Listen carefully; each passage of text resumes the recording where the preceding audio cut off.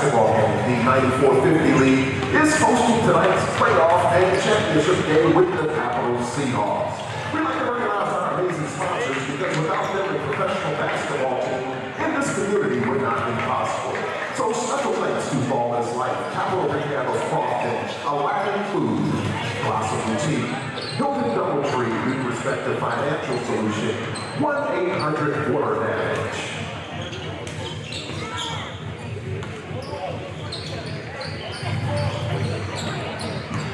Oldest HBCU in the state of Maryland, 1865, home of the Bulldogs, and today, this afternoon, home of the 94-50 championship. Well, I guess we can call it a very intriguing contest that we have in store. The upstart Jersey Shore Breaks taking on the Goliath, if you will, Capital Seahawks, alongside Jeff Goen, Rich Quinones. We'll throw it back down to Ted Wright for our starting lineups, national anthem, opening tip-off. Michelle Renee. Oh, say, can you see by the dawn's early light what so proudly we held at the twilight's last gleam, whose broad stripes and bright stars through the perilous fight, o'er the ramparts we watched, what so gallantly streamed, and the rocket's red glare, the bombs bursting in air, gave proof through the night that our flag was still there. Oh, say does that star-spangled banner yet wave o'er the land of the free and the home of the brave?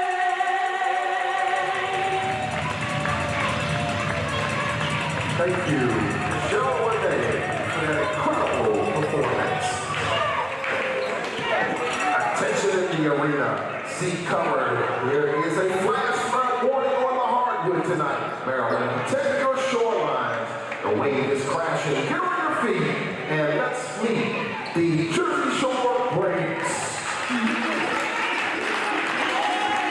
A 6'8" forward from University of New Mexico, number 2, Jukai Simmons. A 6'10" center from Virginia Union University, number 10, Keyshawn Faulkner Smith. A 6'3" guard from the University of Louisville, number 5, Chris Smith. A 5'8" guard from Monmouth University, number 12, Justin Robinson. A 6'5" forward from Alabama State University, number 22, Leon Pinions. The short breaks are led by head coach Elijah Thorpe.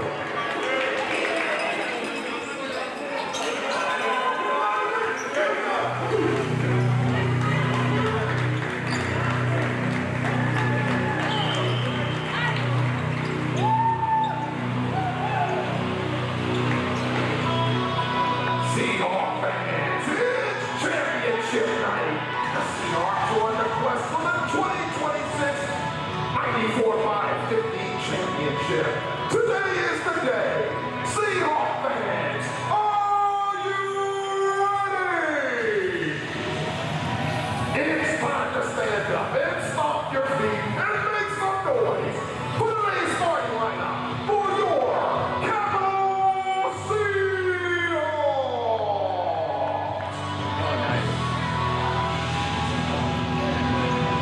At 6'8", a forward from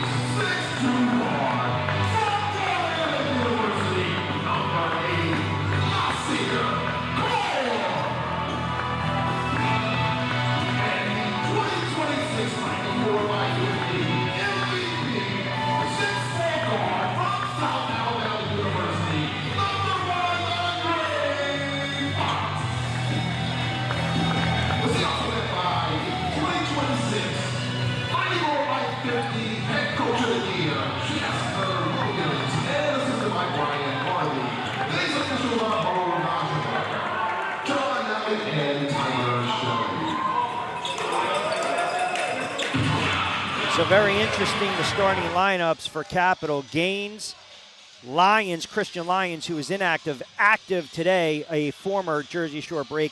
Nasir Kaur, who didn't get a lot of minutes, and maybe that was part of his gamemanship, reserve and save his energy for today. Andre Fox, obviously the league MVP, and then Marcus Kennedy, the veteran. And this is interesting, Jeff, because having an opportunity to speak to head coach Elijah Thorpe of the Jersey Shore Breaks, we talked a little bit about the possibility of seeing a core come off the bench or start, now going with Lyons. Palmer, we know he's going to get a lot of burn. Jersey Shore must figure out a way to weather the early storm. I think the first 5 to 6, 7 minutes of this first quarter are going to be critical. They'll go with Daniel Smith, Ja'Kai Simmons, and Robinson, who exploded for 30-plus, respectively, yesterday. Yeah, we're going to have to find out if Cinderella has, how much time is left at the ball, because it's a third game in 4 days. Going to be a little bit more rested on the Seahawks side of the ledger. And if the Breaks can shoot it anywhere near as well as they did yesterday, if they can rebound anywhere near as well as they did yesterday, they have a chance in this one, because they did both of those two things in a dominant fashion over New York. So moments away from our opening tip-off, 94-50, the championship game inside the historic Bowie State University Capital against Jersey Shore, and right here on SFBN and our good friends at WWON TV 48. Buckle up, lock in. Should be 2 hours of fun, competitive spirit and nature, and we'll see who's the last team standing when it's all said and done. That'll be Smith and Kennedy. And back out, we're underway. Jersey Shore left to right in their home whites against Capital in those sharp, dark uniforms. And one of the matchups we want to highlight, getting the ball down on the low block quickly to Chris Smith. He could play a big role in this one. Capital's going to key in on Robinson and Simmons after yesterday. Robinson can't get it to drop. Continue that hot start from yesterday. Left it a little short in that backcourt that we talked about. Capital so dangerous. They go right down to core. Foul line extended. Kennedy can't get it to drop. Here comes the Breaks right now. Smith bringing up that ball. They do want to preserve him a little bit as this game goes on. Very early, as we alluded to. Leon Daniels thinking about the three. They go right downstairs, back over to Robinson. They'll switch out back to Faulkner. Smith, soft touch. That doesn't drop. Skine for the rebound. Fox, Capital wants to get out. So both teams a little cold to start things off. And another miss by Capital. Robinson with his head up. They held Fox for last in those starting lineups, and that worried me a little bit, because I know he got dinged a little bit about midway through the game against Frederick. Glad he's okay. Turnover, 3-on-1 opportunity. Core. Oh, and he missed an easy lay-in. I mean, that's very uncharacteristic. Neither team finding the ocean a minute plus in. Robinson drawing that double. He'll pull it right back out. Daniels gives him a little spacing and wants to take Core out of the equation. See the spacing right now, 2-3, Jersey Shore. Offensively, little stop and pop. Robinson, 0 for 2. So you talk about the legs, the jitters, maybe the tightness. Who knows right now early on in this one, 0-0. Who's going to break the ice? Yeah, second day of back-to-back can look a little not as pretty as the first day. We'll leave it at that. But to your point, Kennedy trying to create a rejected, and that's, I think they're going to tag Smith with that one. This is the type of game, even though we're very early on in this contest, Jersey Shore, they have to take the same approach that they took against Baltimore and also New York. They have to crash the boards. They have to muck it up, as you said brilliantly, right? That's I think the apropos word. And they have to keep this right around 95 points. If this game creeps into 100 plus, 105, 110, I just don't think they have the offensive firepower to keep up with Capital. Yeah, you don't want Capital to really get it going. They have the best offense in the league. If they get going, it's trouble. So both teams, little jitters, little cold. Smith looking for that screen, likes that foul line shot. Drop off, nice. Oh, rejected, and then on the follow. So they're going to tag Kennedy. What? No, it's a jump. Wow, they're calling that a jump ball. Yeah, they're saying Kennedy on the blocked shot tied him up. Nice look by Smith.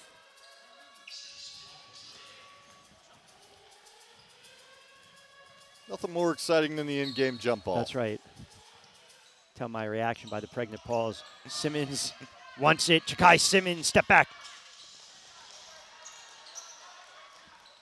Cold start. Jersey Shore core. Yeah, 8 straight missed shots between the two teams. Oh, Make it making 9. Unbelievable. And you would think, too, with the way this game has started, if you're Jersey Shore, I would just, again, Robinson, let him just start to penetrate a little bit, maybe open things up offensively. That's what he was able to do yesterday. Gives it up. Smith thinking about it. That is a tough off-balance shot. Counted. Chris Smith gets him on the board. Jersey Shore draws first blood, 2-0. Yeah, the veteran, he knows they got to get some points somewhere. And Robinson's shot hasn't fallen yet, so he took it on himself. And Core responds. Now, this is the matchup within the matchup, by the way. You see now Chris Smith bodied up on Core because he's stronger than a Robinson, and you're not going to put Core on the low block with Chris Smith because, again, you're going into his chest. Smith can take advantage of it. It's one of the reasons right now they have gains on Chris Smith. Leon Daniels, little stutter stagger step. Tough shot, contested shot, excellent job by Capital. They want to get out and run. Almost stolen away. Look out, Ja'Kai Simmons in open space. Oh, that is a rim rocker with the right hand. That gets them off their feet early on. 4-3. Simmons like a little thief in the night. Right around 1.6 steals a contest. He read that perfectly, and they just had no idea who was there. He was just kind of drifting backwards, and you thought you were just making an easy pass. No, Simmons was laying in wait and just jumped that passing lane like a corner. He had several sequences like that against New York to close out the regular season as well as Baltimore. Just read it perfectly. 4-3, breaks up by 1. Fox with Daniels. They want Daniels out there, draw that assignment because of his length. Fox for 3. In and out. Back tap tipped around. Ooh, fortuitous. Well, it's a goaltend right there, but that's an excellent job. Marcus Kennedy, beauty of having that 6'9" frame. Villanova product from Philly. Got position inside 5-4. Capital up by 1. Smith pulling the trigger. Way short on the 3. Core like a blur looking. Nice drop. Andre Fox. The MVP. That might be, yeah, I think that's just the second shot made by Capital. That'll make them 2 of 8. 7-4, Capital up by 3. Daniels now. Little handoff, 2-man game. Daniels off the glass. Got it. Leon Daniels. He might be that X factor. We talked about Simmons and Robinson a lot. Leon Daniels, anything they get offensively is fantastic, but defensively, this is where he can really prove and pay off some dividends. Floater in the lane.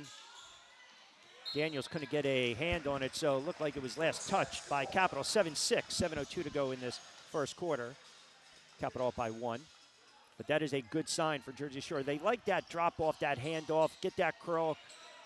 Primary ball handlers. This team, Jersey Shore, you have 3 to 5 scores that can give you 15 to 18. Robinson got his pocket picked by Core. And he pulls it out wisely, looking for a little help. Whips it over, swings it. Palmer got it. Yeah, Palmer had just 5 points yesterday, did knock down a 3, so he's already got one of those today. Yeah, and let me make a correction. I know it's a moot point and you never bring up the mistake, but they listed, if you go by Robinson comes back Lions as a starter. Obviously, he's not starting. He's not on the floor, which would have been a little surprising to me. I thought they were going to go with Palmer. So we do want to make that for clarity's sake. People are wondering there's no number 4 out there. Smith, ooh, a little too much. Yeah, and it looked like Robinson started to cut towards the hoop, and Smith threw it to the spot he vacated. So 10-8, Capital up by 2. Let's go downstairs, say hello for the first time to Addison Sonberg.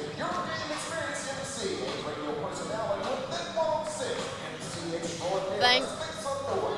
Well, Rich, it's like the announcer's jinx worked yesterday because we were just talking about how the Jersey Shore Breaks needed one more chapter in their underdog story, and here they are needing one more win for a championship. This is their classic matchup. It's the top seed versus the bottom seed, but both teams couldn't be any different. Yesterday, the Capitals looked every little bit like a 23-1 team. They had 5 different players in double figures, showing their balance offensively to sharing the ball.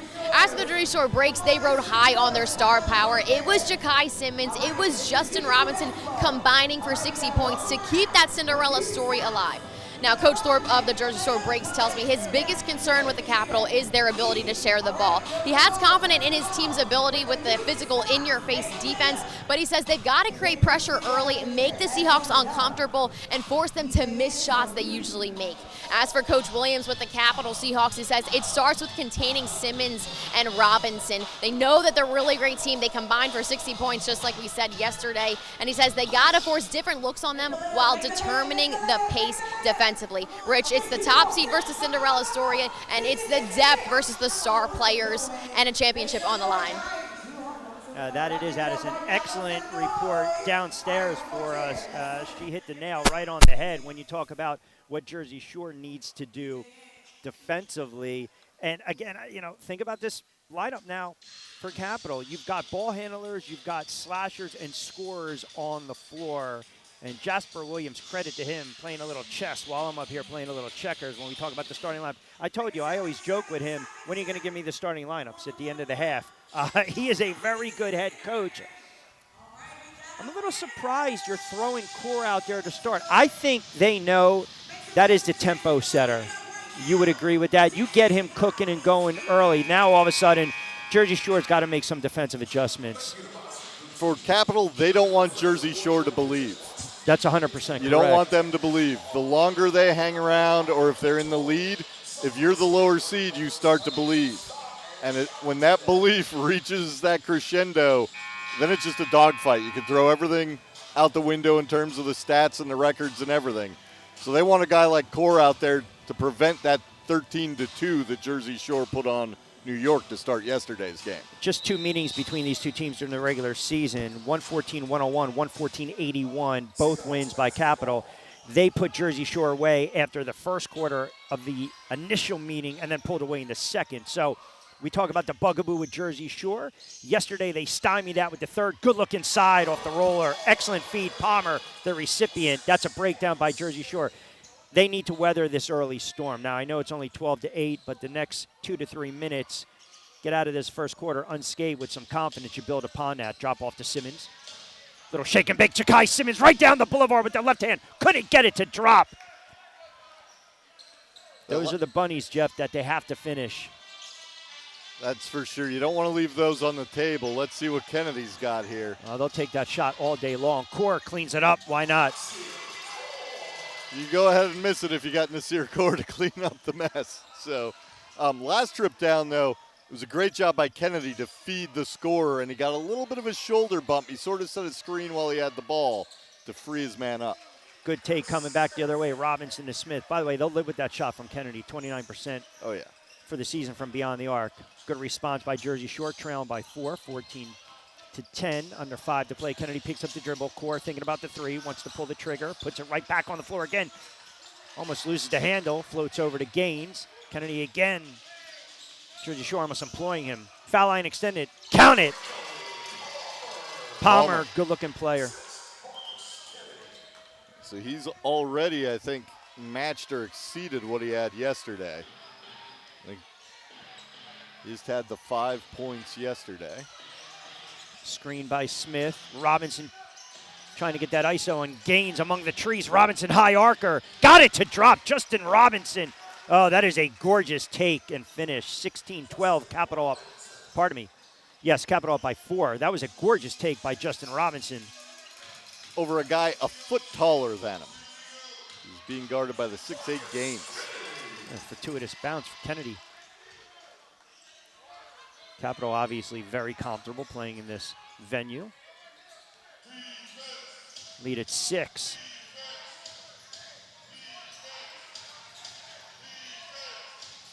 Switch out on Simmons, drop off, Robinson.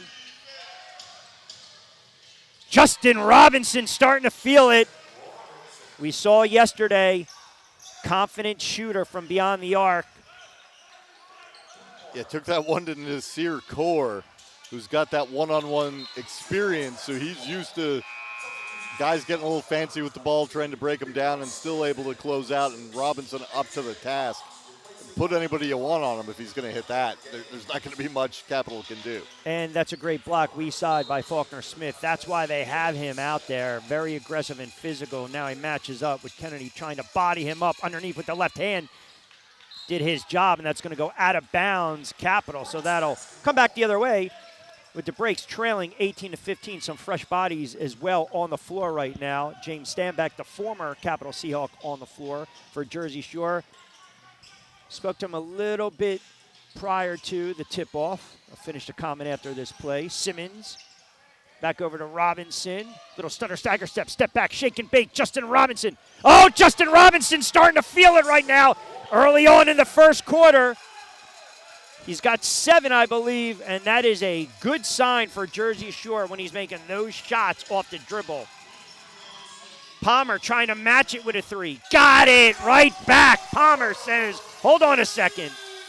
And here we go, 21-17. Capital up by 4, 2:30 to go in this first quarter. And that's just the Capital Seahawks. You look at what Justin Robinson's doing at the other end. The breaks are still down 4.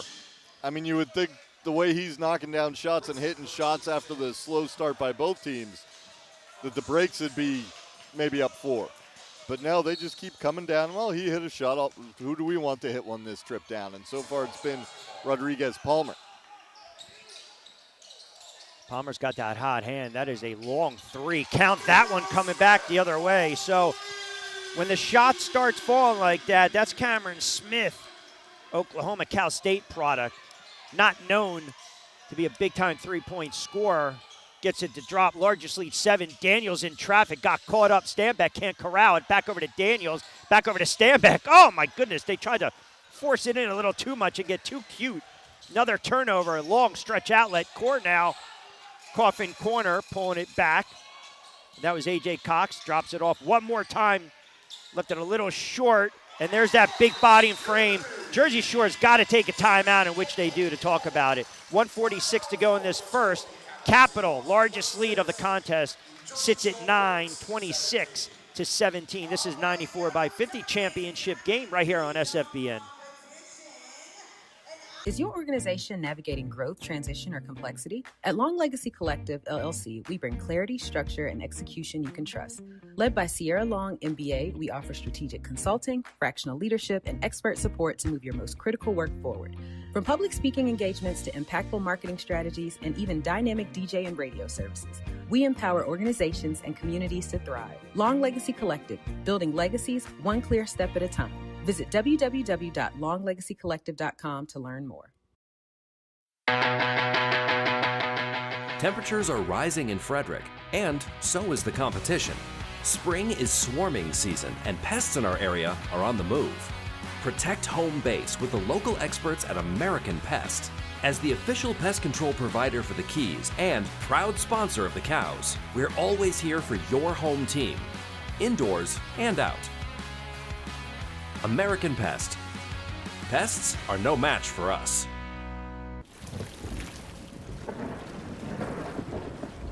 There's no such thing as a small disaster. So when you call 1-800-WATER-DAMAGE, we come prepared to restore your life back to normal.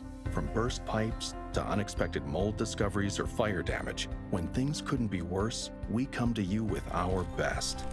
With empathy, expertise, and a truck full of seriously powerful equipment. 1-800-WATER-DAMAGE, restoring what matters most. Welcome back, everyone. Capital up 26-17, $1:46 to go in this first quarter of action. This is 94-50, the championship game. Upstart Jersey Shore breaks, and from start to finish, the best team in this inaugural 94-50 season. Capital Seahawks, that one loss was absorbed against New York. And then what did they do? They put up $153 against Reading. They get the bye, and then they take care of the Flying Cows yesterday, and for Jersey Shore, they pulled off the upset and just really outplayed New York from start to finish. New York made a little bit of a run, but now you're going up against a different animal that can score, efficient from the floor, one of the better three-point shooting teams in the league, and I think that was a smart, sound timeout by Jersey Shore. You want to stop the bleeding a little bit. You have to, and if nothing else, just break the momentum. Capital's been able to get out and run. They've made 7 of their last 11 shots after that slow start. Make them stand around for a little while. And Jeff, you start to also see Kennedy, he's not going to pile, on the stats, but that 10, 11, 12 point, 9, 10 defensive rebound, 11, he's so active in the block, and Jersey Shore has had issues against bigs over the last several years, and he's one of them, and I think that's the reason that you might see Smith on him. You get a little burn from Liba as well. Funches Simmons coming off that timeout left it short. We've seen them use him to facilitate a little bit early on, too, at the top of the key, just sort of directing traffic as he sets the screen there. Yeah, big screen. Just lost it, and I think that was A.J. Cox. Treadwell got caught up. Simmons in traffic. Can't get it to fall. Those are the shots. I mean, they just got to finish those shots around the rim. You're not going to get opportunities like that. 3-on-2 opportunity. Long skip it. Kaur gives it back. Coffin corner. Nasir Kaur. Got it, Nasir Kaur. You have to get a body on him. 29-17. That was created by Palmer. There weren't enough defenders over there, so when Kaur got it to him, he knew if he got it right back, he'd get the defender dancing back and forth. That's a good sign. Josh Treadwell answers. They want him to play with confidence. He has that green light, foul line extended.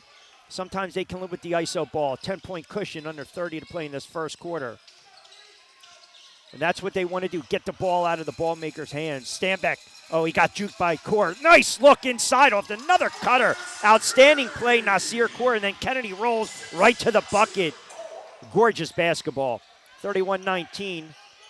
That possession didn't start off too promising, but they really finished it well. Good defense right there by Capital. But you see right now, Jersey Shore, the last several possessions, you're getting bailed out, some loose balls bouncing in your direction, missing some bunnies. They had a nice little spurt, but I thought you hit on it. Robinson really was kind of keeping him in that first quarter. You take away that 7 or 9. Treadwell's got to get going. He's got to fire it up. They're not going to get it off. That is just an absolutely horrendous possession by Jersey Shore to close out the first quarter. And you can tell right now that Elijah Thorpe is beside himself because they can ill afford to have those types of blunders when you have an opportunity to slice into this deficit. It sits right now 31-19 after 12 minutes. 9 or 10 at the end of the first seems better than 12 if they can score on that last possession, but they, like you pointed out, they lose track of the clock and got caught holding the hot potato when the buzzer went off, and now it's 31-19. Just having 20 or more just seems like a lot more than 19 psychologically to you. They have to get bigger bodies, but the problem is, do you sacrifice that? You're going to miss a little bit. You're losing something offensively. Like early on in the game, there was a reason that Robinson wasn't matching up against Kaur. They wanted the bigger body in Chris Smith, as I alluded to, get that chest in there, right? He can't really go by Chris Smith, and if you got Chris Smith on Kaur, you're going to take that advantage. But Robinson against Kaur's a stronger point guard than Justin Robinson. Justin Robinson might be quicker, but Nasir Kaur is just a stronger guard. And he's going to have his way with him. And I think there's the rub. If you start to slide over, if you want to go body for body, do you go with a Leon Daniels? Do you pull a James Stanback? And again, you use him for his athleticism and his length because they need to, it's paramount, they have to force these guards to pick up the dribble. They just can't give them a head of steam. Kaur hasn't missed a shot yet. He's got 8 points. He's got the 2 threes.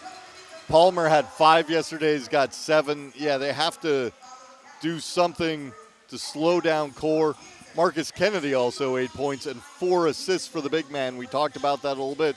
They've been getting him the ball at the top and letting him distribute as players circle around him up there at the top of the key. So they've got to find a way to prevent that from happening as well. And, your instinct when you're defending a big on the perimeter is he's not that dangerous, but he doesn't have to shoot it to be dangerous, and Kennedy has been very dangerous out there setting up his teammates. I was jotting down notes prior to, and this Capital team, it's a veteran team. So let's get a report. We'll go back downstairs to Addison, get a thought early on in the second quarter. Seahawks basketball. Well, Rich, I talked with Coach Shaw for the Jersey Shore Breaks. I said, what do you need to see to turn this around? He said 31 points is way too much in the first quarter. They've scored way too many points, and they need to get back on defense quicker. He's seeing his guys not hustle back, so he's not happy with that, Rich. He shouldn't be Addison, and we just saw a 3 coming back the other way by Capital. Now all of a sudden this lead has exploded. Stanback, they need that from James Stanback. I can't overstate that. The clean looks, that's the reason they signed him, and that it might only be 1-3 in the books, but it could potentially be a confidence builder. Rips down that rebound. Yeah, he knocked down that 3. Now he got a rebound. He's had those struggles that we talked about yesterday. None of that matters. It just matters what he does today. Nothing anybody did in the first 24 games, 25 games matters. Today matters. 34-22 off of that 3 from Stanback in the corner. So Jersey Shore's got to figure out a way. Shots not falling, what do? We'll penetrate. We'll try to get to the line. That's what Justin Robinson did. Arguably his most complete game of the season came at the most critical point in that win against New York. He and also Ja'Kai Simmons' first one is true. So this is what you do. You slice into that deficit, and we always hear coaches say on every level, well, we can get it to 10 going into the locker room and chip away. Then you take it. Second is good. It's a 10-point cushion, 34-24. Capital up by 10 early on in this second quarter. Yeah, the first quarter started out at a good pace for New Jersey, but probably the last 4 or 5 minutes where Capital pulled away, it was 100% their pace. And it is a veteran team. Long 3. Nice looking stroke. That's A.J. Cox. He kind of looked at his man like, you're not going to guard me, before he pulled the trigger. 16 a clip. Robinson's going to come out for a couple moments. Mariani checks in. His numbers, production minutes, they've increased because he gives Jersey Shore exactly what they need. He'll take a couple charges. He'll get under the skin of the opposition, give you a couple points, pick and roll. Simmons picked it up. Treadwell, that is a clean look, and just can't get it to circle around. Those are the looks that they need. 13-point cushion. Breaks need a couple stops here.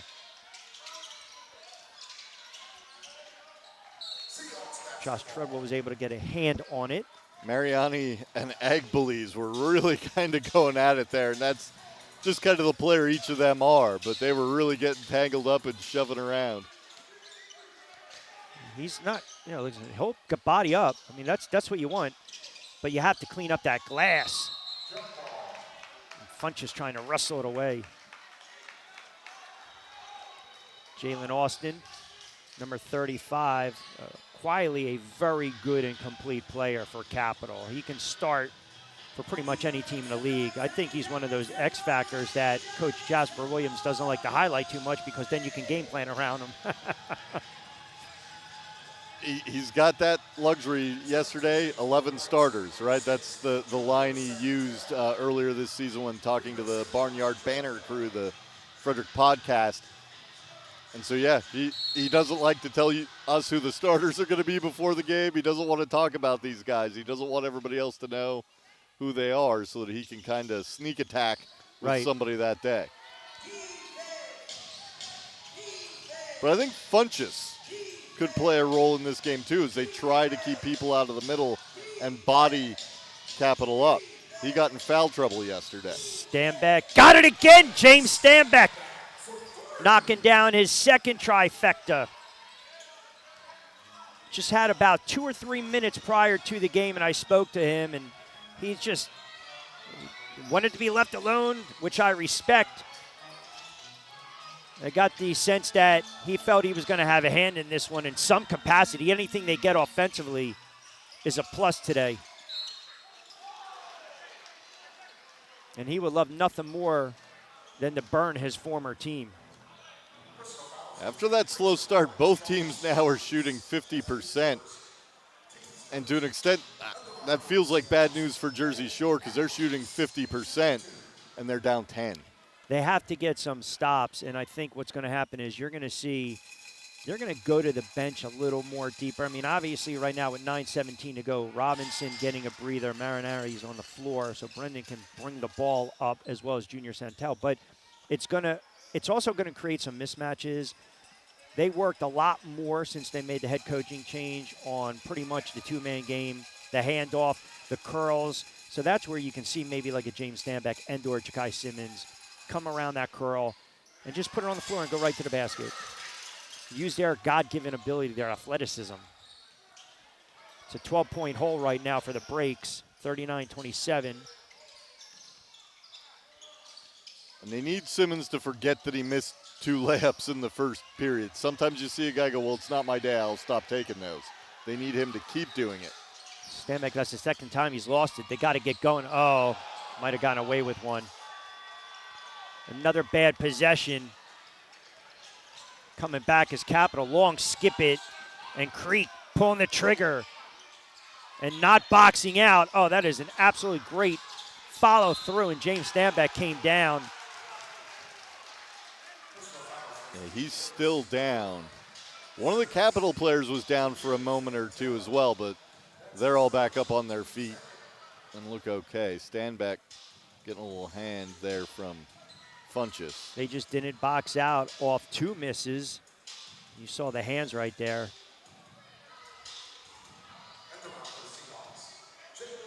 So Austin to the line, averaging just a touch around 13, 68% from the charity stripe. Stanback talking to a couple of fans over there, so I think he is okay.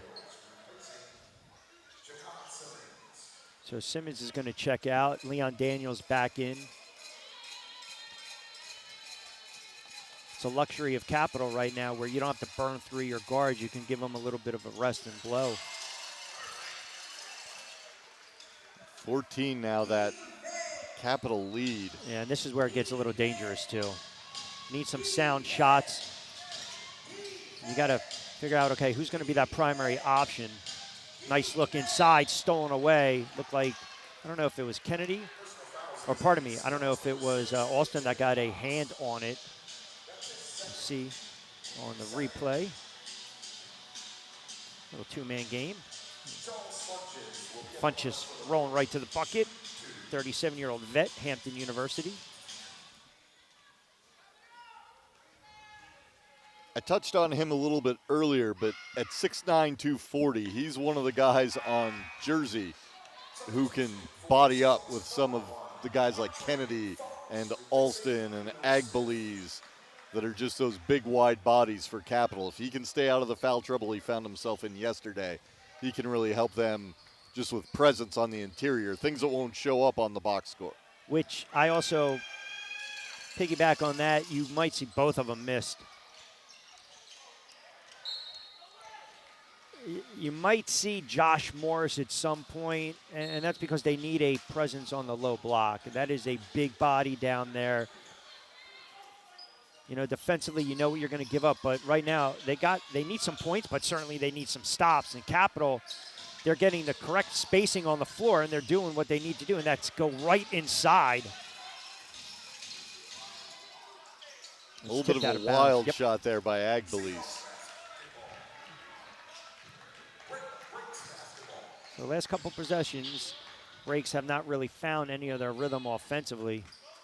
Well, you look at this lineup that's out there. I'm not sure. Probably is Daniels out there? Leon Daniels, Stanback. Yeah. And listen, now he's got the hot hand. Now you have to keep him on the floor. Yeah, I mean, he's a guy that if he can step up, especially during this run right here where you don't have Robinson or Simmons on the floor. That's huge for you. Anything you get from him. That is a step-back 3, contested shot. A little miscommunication. Santel has it. They want to get out and run and push and try to cut into this deficit. Santel wisely picks it up. Stanback another. Oh, that's tipped. Good defense. Daniels fortuitous right off the glass and a little spurt, a little run right now by the break. 7-0, trailing by 10, 41-31, 7-11 to go. So this is the run, and this is the benefit to Jersey Shore where you don't have Smith, Robinson, or Simmons on the floor, and it's stolen right back. Smart timeout, Junior Santel, I believe. Yeah, this was a juncture of the game where you kind of look down at Jersey Shore and you're wondering where they're going to get points from. They're going to have to get stops with this lineup out there, but they have scored.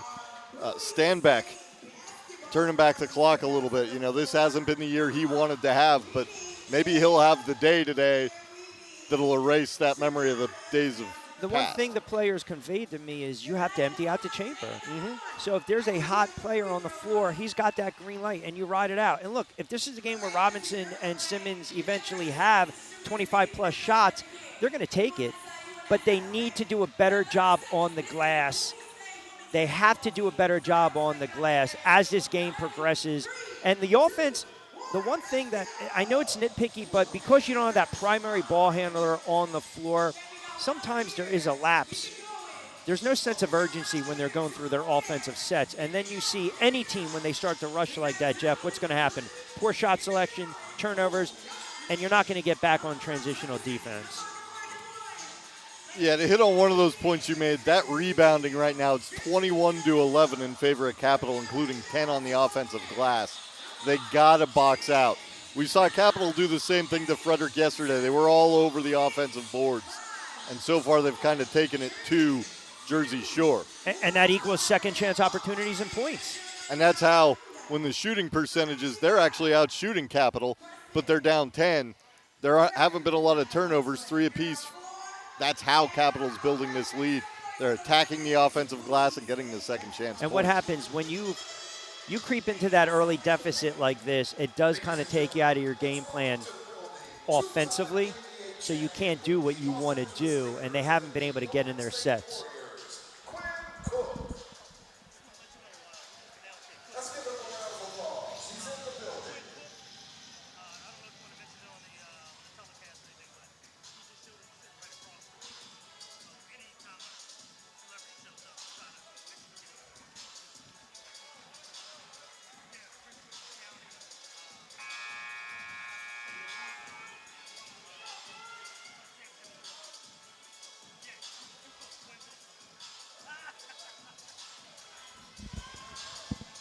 All right, 41-31, so they're telling me you got a legend in here, DeMatha, and a Duke legend, Quentin Cook, coming out on our far side, supporting 9450. That's always great to see when you get the old school players come out, even the young school players that had outstanding careers.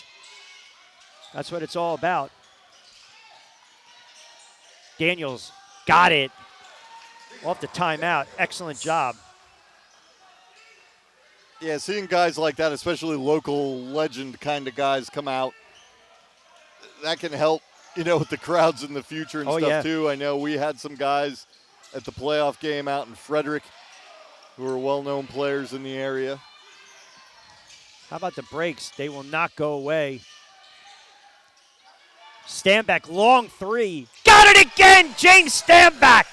Unconscious right now from beyond the arc. Oh, my goodness. Who woke him up? 3 for 3 from out there. And he is fired up, and he is giving it to some of his former teammates. He's 3 for 3, and that makes Jersey Shore 4 out of 6. Shooting it like Quinn Cook out there. Only 8.6 a game. The three-point shooting percentage, he'll tell you it's been abysmal. But this is why you like a player like James Stanback, because he's going to give you the defense, he's going to give you the honest effort, and he's going to stick with it. And right now in the first half, he's keeping the Jersey Shore breaks in this contest, period. 100%, 100%. Especially as we've talked about, you look at the lineup that's out there. Somebody has to get it done for that group because you don't have the big guns in Simmons, Chris Smith, and Robinson out there. And you wouldn't know it because they've cut into this lead, and it's been Fantastic his shooting. Comeback. My buddy just texted me and said, did it pain you to mention a Duke player because I'm a St. John's guy? And then he said, just remember, Q won a couple titles. I said, hey, guess what? My drought ended last night. I'm happy. Yeah, your Knicks brought it home. Poor security had to come in the hotel and calm me down. 41-36, 6:07 to go in the second. Breaks, making a run. Capital, can they answer? Tang it up court, and they give it right back up, and here comes Jersey Shore. Oh, gorgeous bounce pass. Santel got absolutely mugged. How do you not call that? Marinari for three. Got it! Count the bucket! Oh, goodness. Oh, he loves when I call him that little barbecue net. Jersey Shore's bench. Can't say enough about the effort they've given. Now they're showing tremendous amount of heart right now with 5:30 to go. All the way back. Double-digit deficit. Almost, and it is stolen away from JS. Look out on the jailbreak. Oh, Santel flies in, and they are fired up, and Capital wants to talk about it. Mercy. We are knotted up at 41 apiece. 5:17 to go in this second quarter, and the breaks come roaring back. Well, that's we talked before. Don't let Jersey Shore believe. Jersey Shore believes right now. And it's starting. You go back, again, we have to belabor and harp on the point if you're just tuning in. Robinson had that nice little start. Simmons to the tin, a couple missed bunnies. Then, you find yourself down 8-10 points. Capital, as you mentioned, Jeff, they do what they do best. They were crashing the boards. They were knocking down some threes. Jersey Shore looking around, down 12, 16. I believe the largest lead's been 16 or 17. Yeah, I'll have to go back and look, but yeah. But point is, it was that stand back three that I think started to kind of ignite it because they started to feed off of that. And then he knocked down a couple more. You get the defensive effort. That's why some of the players that are playing right now, logging these minutes, they're on the floor because of what effort they give. I think 34-19 was the high water mark there for you go. Capital. So looking at that then, 19, but that feels like a 22. 20-something odd point against a team like Capital. 22-7 run against a team like Capital. Not a lot of people have put this kind of run on to Capital. Obviously, Jasper Williams called the timeout here to slow it down. And, we talked about when Jersey Shore took that timeout. Hey, Capital's hot. Make them stand around for a while. And you see the, little, we call it juice. A little more energy, a little more juice right now. Pep in the step with Jersey Shore. Yeah, so Capital's going to hope that now Jersey Shore standing around maybe cools them off a little bit because nothing they've been able to try in the last 4 or 5 minutes has cooled them down. It'll be interesting to see if any subs come out of this timeout for Jersey Shore. Honestly, I'd run it back with what they got. Agree. 41-41. If your bench can give you this effort and you can let Robinson and Simmons and Chris Smith build up a little more energy that maybe they can use their legs in the second half a little bit more, there you go. Funchess, Santel, Daniels, Marinai, and Stanbeck on the floor right now for Jersey Shore. You mentioned down 15, they knotted up. And then conversely, left to be a fly on the wall in that Capital huddle coming off the timeout. And they congest and clog up the middle again. Leon Daniels, primary ball handler, wants to push it. James Stanback has the hot hand, thinking about it, puts it on the floor. Euro step off the glass, can't get it, but follow through, and no one boxed out. Mariani. It gave Capital a little bit of a taste of their own medicine there. An easy crash of the boards for two. Oh, how about that stutter step? Oh, that's a gorgeous take, and they can't finish. Gaines wants to pull it back out. Long three. Got it! And that stops the bleeding. They needed that one big time. Cox is that energy off the bench for Capital. 16 a game. Santel pulling the trigger. That drops home. Junior Santel, number 6, playing with a lot more confidence. And the players got right in his ear. Keep going, keep going. We know it's a mental game. 46-44. Two-man game, and it's almost stolen away. Stanback got a pull, and it's going to stay with Capital. Shot clock at 13. Game clock sits at 4:06 of the second quarter. Kennedy, spin move. And there's the lack of that box out. That's got to get addressed. That's Cameron Gaines, 6'8", 210, Lynn College. 12 offensive boards now for Capital. Daniels looking for that screen, foul line. Swings it over to Santel. It just hit that three. Funches looks, Santel again. Got it again, JS! Junior Santel. Back-to-back trifectas. From the spot on the court he shot that from, we had the perfect view of that, and you could just tell that is perfect. That's going in. That's a confident stroke. How about this take? Oh, rejected coming back.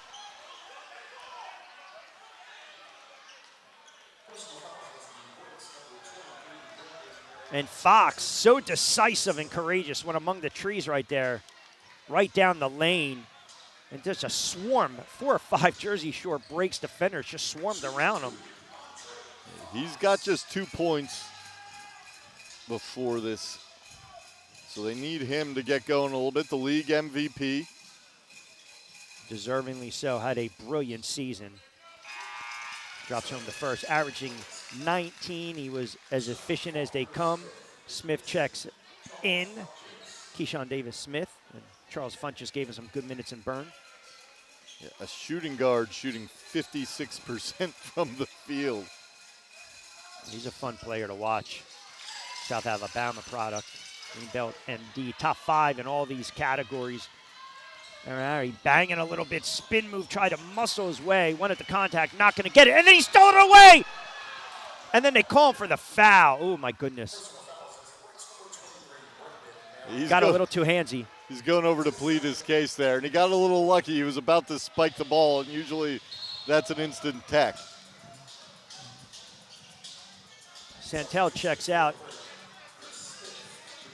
Good sequence for Junior Santel. Chris Smith back in. They want that extra ball handler as well. A little confusion by the breaks, and Capital almost made him pay. And you saw the frustration right there. Palmer was wide open for 3, and they missed him. Leon Daniels skies for the rebound. They want to get out and run up 1, 49-48. 3 to go in this second quarter. Over to Chris Smith, looking for a screen or a cutter. Stanback wants it. Call for it. Coffin corner. Smith got to penetrate a little bit. Don't flash. Marinari catch and shoot off balance. Got it! Big bucket.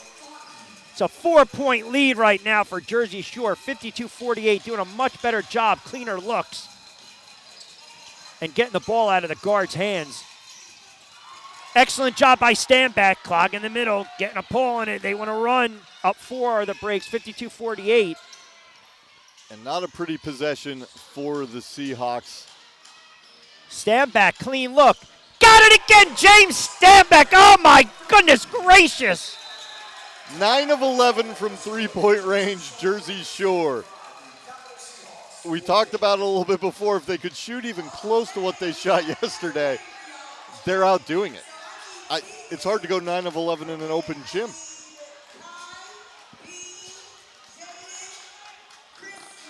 This is the script you would kind of want if you're Jersey Shore, because, hey, is Capital going to let Simmons and Robinson score 30 again? What do we do if they don't? This is what you do. You have your bench come out and just knock down 3 after 3. I also think that's the confidence within the coaching staff where let these guys play through. Because sometimes we've seen on a lot of levels, teams don't know when to stop a run, call a timeout. I mean, look, we saw it in the NBA playoffs. You go back to that Knick comeback, not against the Spurs, but against Cleveland. They allowed Brunson to go 9 straight times against Hardaway. They left him on an island, the poor Beard, right? Yeah. You know, Atkinson didn't call that timeout, didn't make adjustments.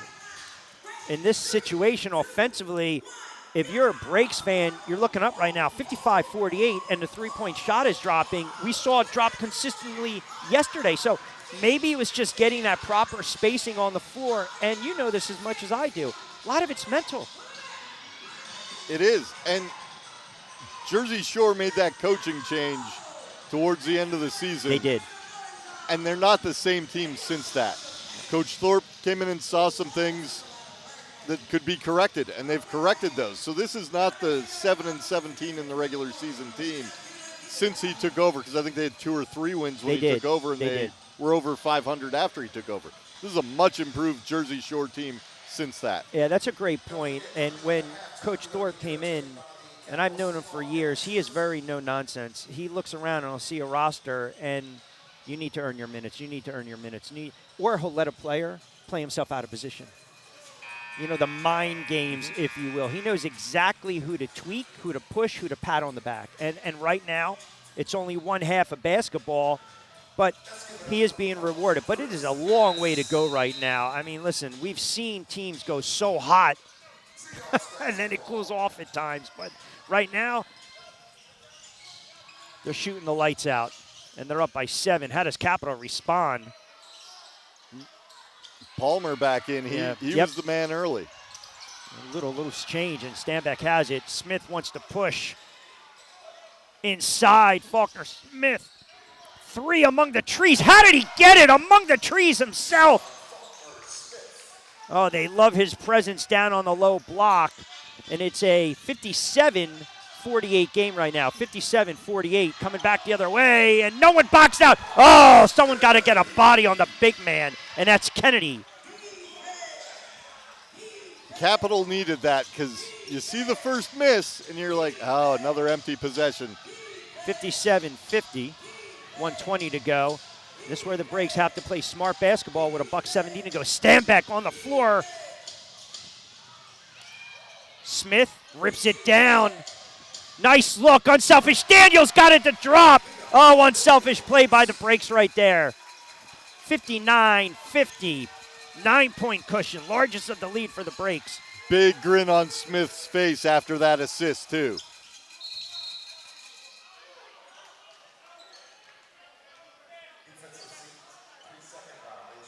Defensive 3 seconds. I hate that call. We saw it several times last night. We actually saw, I think, back-to-back possessions in that first game. Yeah, it's not something you see called a ton, and you have a very exciting game going on, and, you know, I guess if somebody's camped out in there, you got to call it, but it kind of brings the game to a stop because nobody knows what they called until they point it out with defensive 3 seconds. So even all the players down there get a little confused. And Robinson and Core respectively, both in. See, they swarm and they double the big man. Kennedy lumbering. Oh, my goodness. Little shuffle by Kennedy. I think they're going to get Stanback. He raised his hand. So we might have to bookmark. Down 15 was the high water mark, and then that run, I mean, flipping the script. Yeah, 34-19. And then let me see where that first lead came. Or if we just go from 34-19, Sure. It's 40-16. I'm proud to say we can both do our York College of Pennsylvania liberal arts math. There you go. There you go. I took Math 100. 59-51. Took it when I was a senior. Saved it. Little shout out to YCP, 88.1. Robinson with the ball, breaks up by 8. Robinson, weak side defense. Excellent job off the block by Fox. Look out. They give it up. Core can't leave him open. Ooh, left it short. Nasir Core, rare, clean look, miss. And the Breaks get bailed out. They can hold for the last shot. Up 8. Opportunity to build upon it. Double digits with a bucket going in the locker room. Robinson got to get going. The Monmouth product looking up. Justin Robinson, foul line. That's a spot. Pulling the trigger. Got it! Justin Robinson ripping the twine. Oh, what an ending for a first half of basketball. Championship affair, 94-50. And how about this? Do not adjust your set, your monitor. Checking us out on YouTube. The Breaks lead at 61-51. 50-17 to close the half. All right, we'll get a report. We'll go back down to Addison.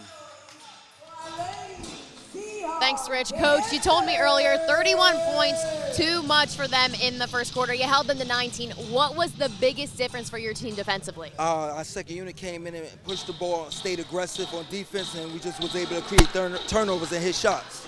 19 points for your team in the first quarter. You upped it to 42 here in the second. What do you need to see from your team here in the second half to complete this Cinderella story? The same thing as the second quarter. Perfect. Thank you so much, Coach. Rich. All right, all business-like approach. 61-51, the break's up by 10.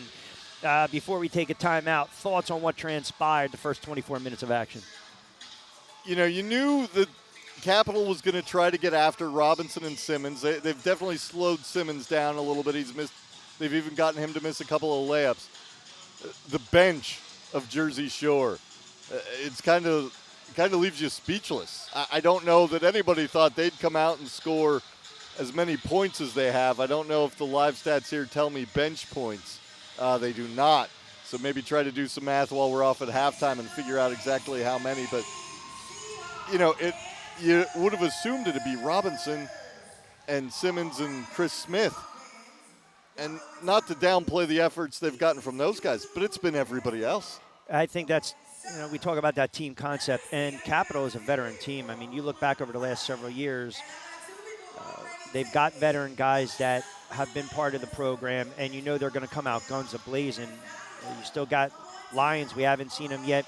You know, Kennedy as a veteran, Gaines, obviously Cox being the young gun, Fox the MVP, Christopher Ray. So they know how to win. There's a reason that they won 24 games. They only lost one. There's a reason they got to bye. There's a reason that they're the top seed in the 94-50 playoffs, and right now trailing by 10 in this championship affair. But give all the credit to Jersey Shore, because I can say this with confidence. A lesser team over the last several years, down 14-15, they would have got their doors blown off. They really would. We'd be talking right now about, okay, how much burn are some of the bench players getting in the second half for Capital? But again, it speaks to, I think, the heart and the confidence and also the belief that the players have. I mean, you saw them during the timeouts. You know, Capital's scratching their heads. They're looking around. They're pointing fingers. And then we look to our left at a broadcast booth down below, and Jersey Shore, they're fired up, pat guys on the back, and it just takes a couple of their shots. Centel playing with confidence. James Stanback right now, the MVP of this game for Jersey Shore. And, as you mentioned, Jeff, doing it really without Simmons, Smith, or Robinson. Those three guys were not on the court. And to talk about what you were hitting on there with some of the body language during the timeouts, I was watching at the end of the half. Some of those Capital guys were just staring over at Jersey Shore's bench. And I think the good analogy for that is if you watch baseball, and when a guy strikes out looking and he's just walking back to that dugout and he's looking at the pitcher because he doesn't know what just happened to him. That was kind of the look on Capital's face as they walked back to that locker room. You had 2-3 guys sort of looking over at Jersey Shore's bench, trying to figure out, what am I going to do the next at-bat? What am I going to do in the third quarter? Well, because they don't know what just happened to them. They got to think about it. Well, we saw Jersey Shore get punched in the gut and then turn around with a counter last night, and we're seeing Jersey Shore, again, weather that storm. But there's a reason Capital is such a great team. They're going to make adjustments coming out, and I think you're going to see a little more pace from Capital. They got to get the guards involved, and I think you're going to see a little more physicality. They're not going to allow free reign. They're not going to allow these spot-up shooters to get clean looks. You're going to see guys come out on the perimeter a little more. We didn't see much in Nasir Kaur in the second quarter. No. We didn't see much of Andre Fox. They did have some of those guys off the floor for big stretches of that second quarter, so we'll see what happens. I mean, I know we talked yesterday. Frederick was up 16 on their home court against Capital, and Capital wiped that out. So no lead is safe against Capital. Jersey Shore cannot come out and think, hey, we've got this game won. They don't. They do have Capital thinking about it, but Capital can figure it out.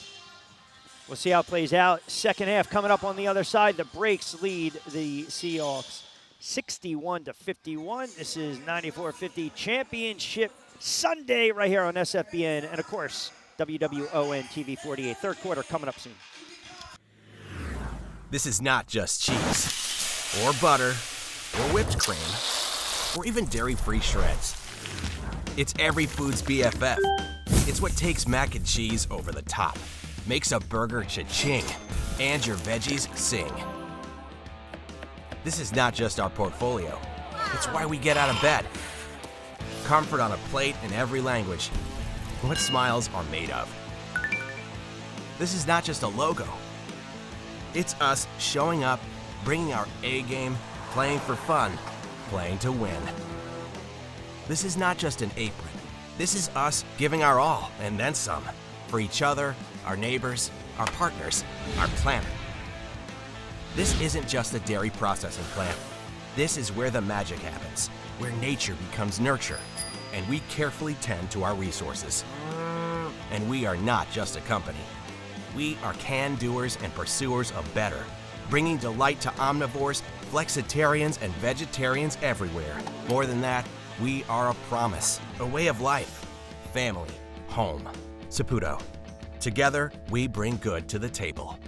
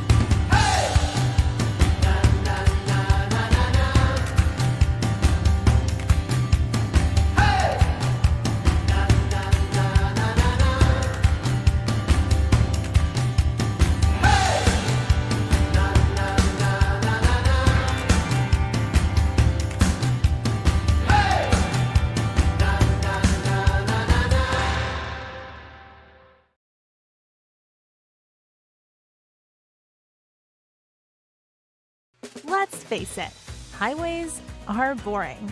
Leave the traffic behind and go for a drive on Maryland's scenic byways in Frederick County. They'll take you where you want to go and make the journey just as memorable. Every turn invites you to slow down and discover something new. From captivating history to irresistible flavors to vibrant downtowns. Plan your trip today and take the road that tells a story. Is your organization navigating growth, transition, or complexity? At Long Legacy Collective, LLC, we bring clarity, structure, and execution you can trust. Led by Sierra Long, MBA, we offer strategic consulting, fractional leadership, and expert support to move your most critical work forward. From public speaking engagements to impactful marketing strategies and even dynamic DJ and radio services, we empower organizations and communities to thrive. Long Legacy Collective, building legacies one clear step at a time. Visit www.longlegacycollective.com to learn more. Temperatures are rising in Frederick, and so is the competition. Spring is swarming season, and pests in our area are on the move. Protect home base with the local experts at American Pest. As the official pest control provider for the Keys and proud sponsor of the Cows, we're always here for your home team, indoors and out. American Pest. Pests are no match for us.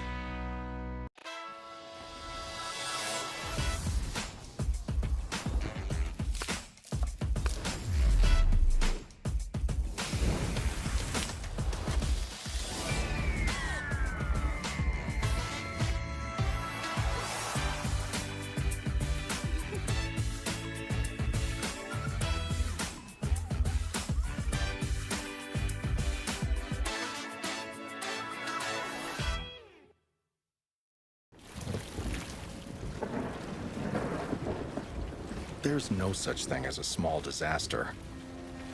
So when you call 1-800-WATER-DAMAGE, we come prepared to restore your life back to normal.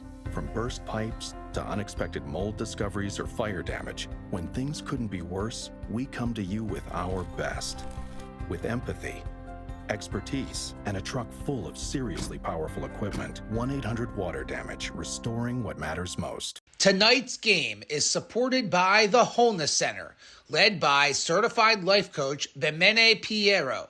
The Wholeness Center offers life coaching, group events, and workplace wellness for people who want to pause, reflect, and move forward with more clarity.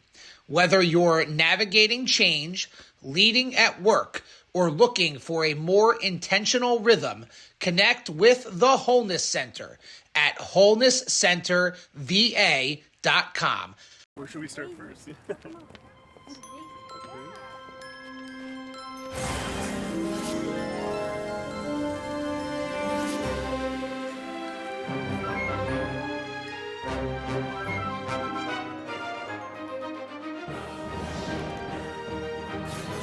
Summon the power.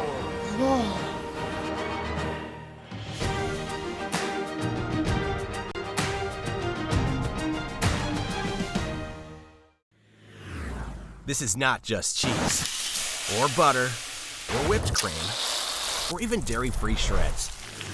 It's every food's BFF. It's what takes mac and cheese over the top, makes a burger cha-ching, and your veggies sing. This is not just our portfolio. It's why we get out of bed. Comfort on a plate in every language. What smiles are made of. This is not just a logo. It's us showing up, bringing our A game, playing for fun, playing to win. This is not just an apron. This is us giving our all and then some for each other, our neighbors, our partners, our planet. This isn't just a dairy processing plant. This is where the magic happens, where nature becomes nurture, and we carefully tend to our resources.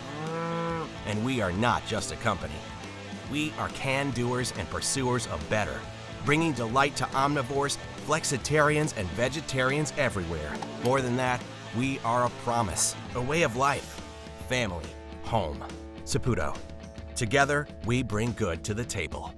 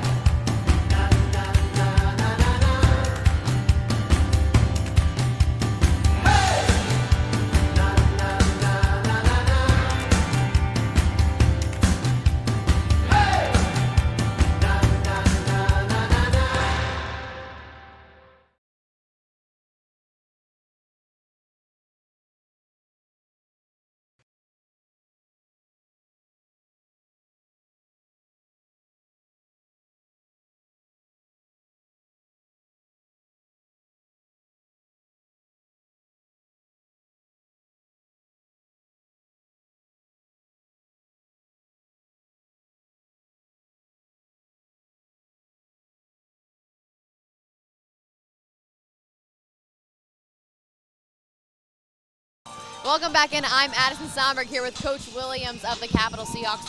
Coach, Jersey Shore built a lot of momentum in that second quarter, 41 points. What do you need to see to get the momentum back on your side to start the second half? Well, we just got to get tougher and grittier.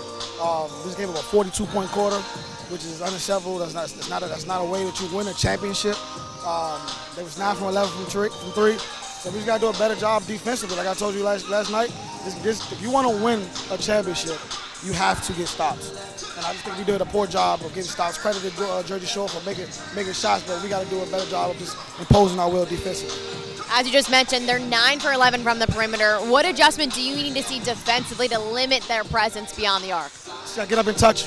Got to get up and touch it. I think everybody here is professionals, so you give anybody a clean look, it's a good chance they'll make it. So we just got to get up and be physical, impose our will, and then we should be fine. Get back in this game a little bit. Thank you so much, Coach. Rich. All right, Addison, thank you very much. We are getting set for the third quarter of action. Jeff Goyne, Rich Quinones. We are up in the mezzanine in the historic Bowie State University, home of the Bulldogs. I always like turning to my right, the oldest HBCU in the state of Maryland, 1865. I mean, banners all over the place, CIAA all over the place. We just wanted to make sure there were no more awards being dealt. We don't want to jump over our esteemed PA announcer. But good stuff from Madison. And you and I talked about it. They got to get, I mean, Jasper Williams, Coach Williams, Capital mentioned it.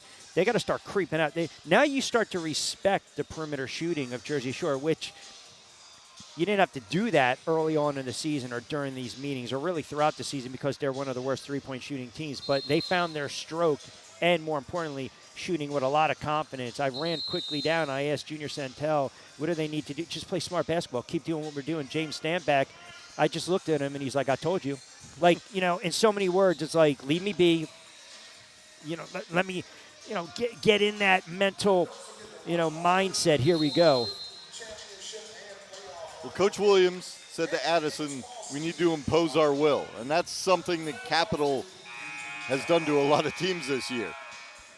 The best laid plans have, kind of gone away when you play Capital sometimes because they just overwhelm you. And we're going to have to see, they got punched in the mouth. Are they going to punch back? Look at the starting lineup, by the way, for this second half. Keyshawn Faulkner-Smith, Robinson, Chris Smith, Ja'Kai Simmons, Leon Daniels. So you go back to your starting lineup, which didn't really log a ton of minutes, especially the three that we've highlighted, Smith, Simmons, and Robinson. Let's see how Capital answers. Core, with Smith on him. Nasir Core trying to be aggressive to start things off. Kick, and that's off the mark. Chris Smith with the rebound, and the breaks want to run up 61-51. Look out! Ja'Kai Simmons! And finally, that's just the third called foul on Capital. Yeah, we talked about that before we came back on the air. Just 2 fouls the entire half. Luckily for Jersey Shore, they were both shooting fouls, so they have shot 4 free throws in this one. But, yeah, it was an 8-2 difference. It was good to see Jersey Shore not give up a second chance opportunity. They gave up a lot of those in the first half. And it pops right back down for Ja'Kai Simmons, who's smiling. Kennedy, Core, Palmer on the floor. Will round out the final 5 in a moment. Gaines as well, and 1 of 2. And Smith tries to track down. Kennedy has it, and they want to push. And then you'll see Fox all the way in that right corner. Nasir Core banging with Simmons. That's kind of the chest-to-chest out we talked about a little bit. I don't know. You want, and it's interesting, too, with Nasir Core, you don't want him going right in your chest. Have him just kind of dribble around you. Simmons was trying his best right there, and they see right there, they switch. Smith, they pull him out, drop off. Gaines, spin move with the floater. Good-looking shot, can't get it to drop. Daniels with the rebound. I think he ended up a little deeper off that spin than he thought he was going to and couldn't quite get the angle. And they pull it right back out. Robinson, long 3. I mean, you get that one out of the way right now early on in the third quarter. Didn't like that offensive set or possession by the breaks, up 11. Simmons drawing the assignment of Nasir Core, picked up the dribble. Over to Gaines. They'll swing it one more time. Fox now with Robinson. Stop and pop high arcer. That's off the mark. Faulkner-Smith with the rebound. Outlet to Chris Smith. Simmons, that's where he hit a bunch of them last night from beyond the arc, including that late kick that drew the contact. Robinson gives it off. Simmons. Got it! Ja'Kai Simmons! Coffin corner, Jeff. He hit a couple from there yesterday. Had a little bit of a cold first half, but that was the spot that got him going yesterday. Nasir Core trying to create. Oh, my goodness. I'll tell you, these are shots. He does not miss those. He's such a prolific scorer. And right now, it's just not going in the river for these guys. 65-51, breaks up by 14 early on in this third. Breaks from White's right to left. 6 seed looking to pull off the shocker in these 94-50 finals against Capital. Simmons, decisive, got stripped, and another quick call and foul. And that's on Gaines, I believe. It looks like they actually called it on Fox. They called it on Fox. Wow. Okay. Yeah, I would have agreed. I would have thought it was Gaines. But Fox got him first, I guess. Capital's bailing him out. And here's the other thing. Got to start making these free throws.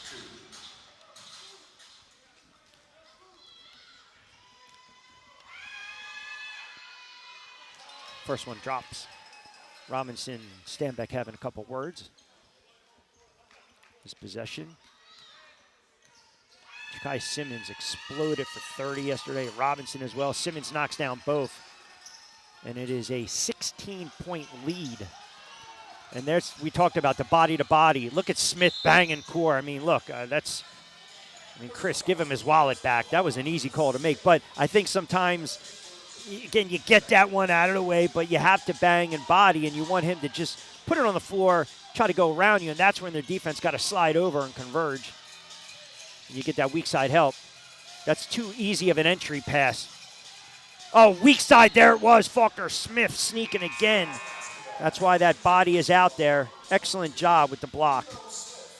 That was great help defense there by Smith. Got the first man in the air, and Smith came up from behind after the pump fake.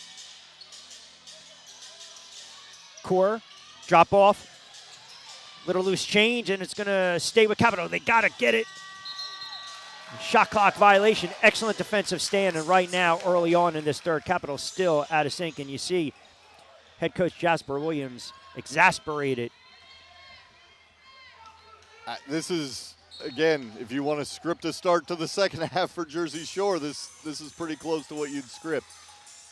Up 16, they were down 15.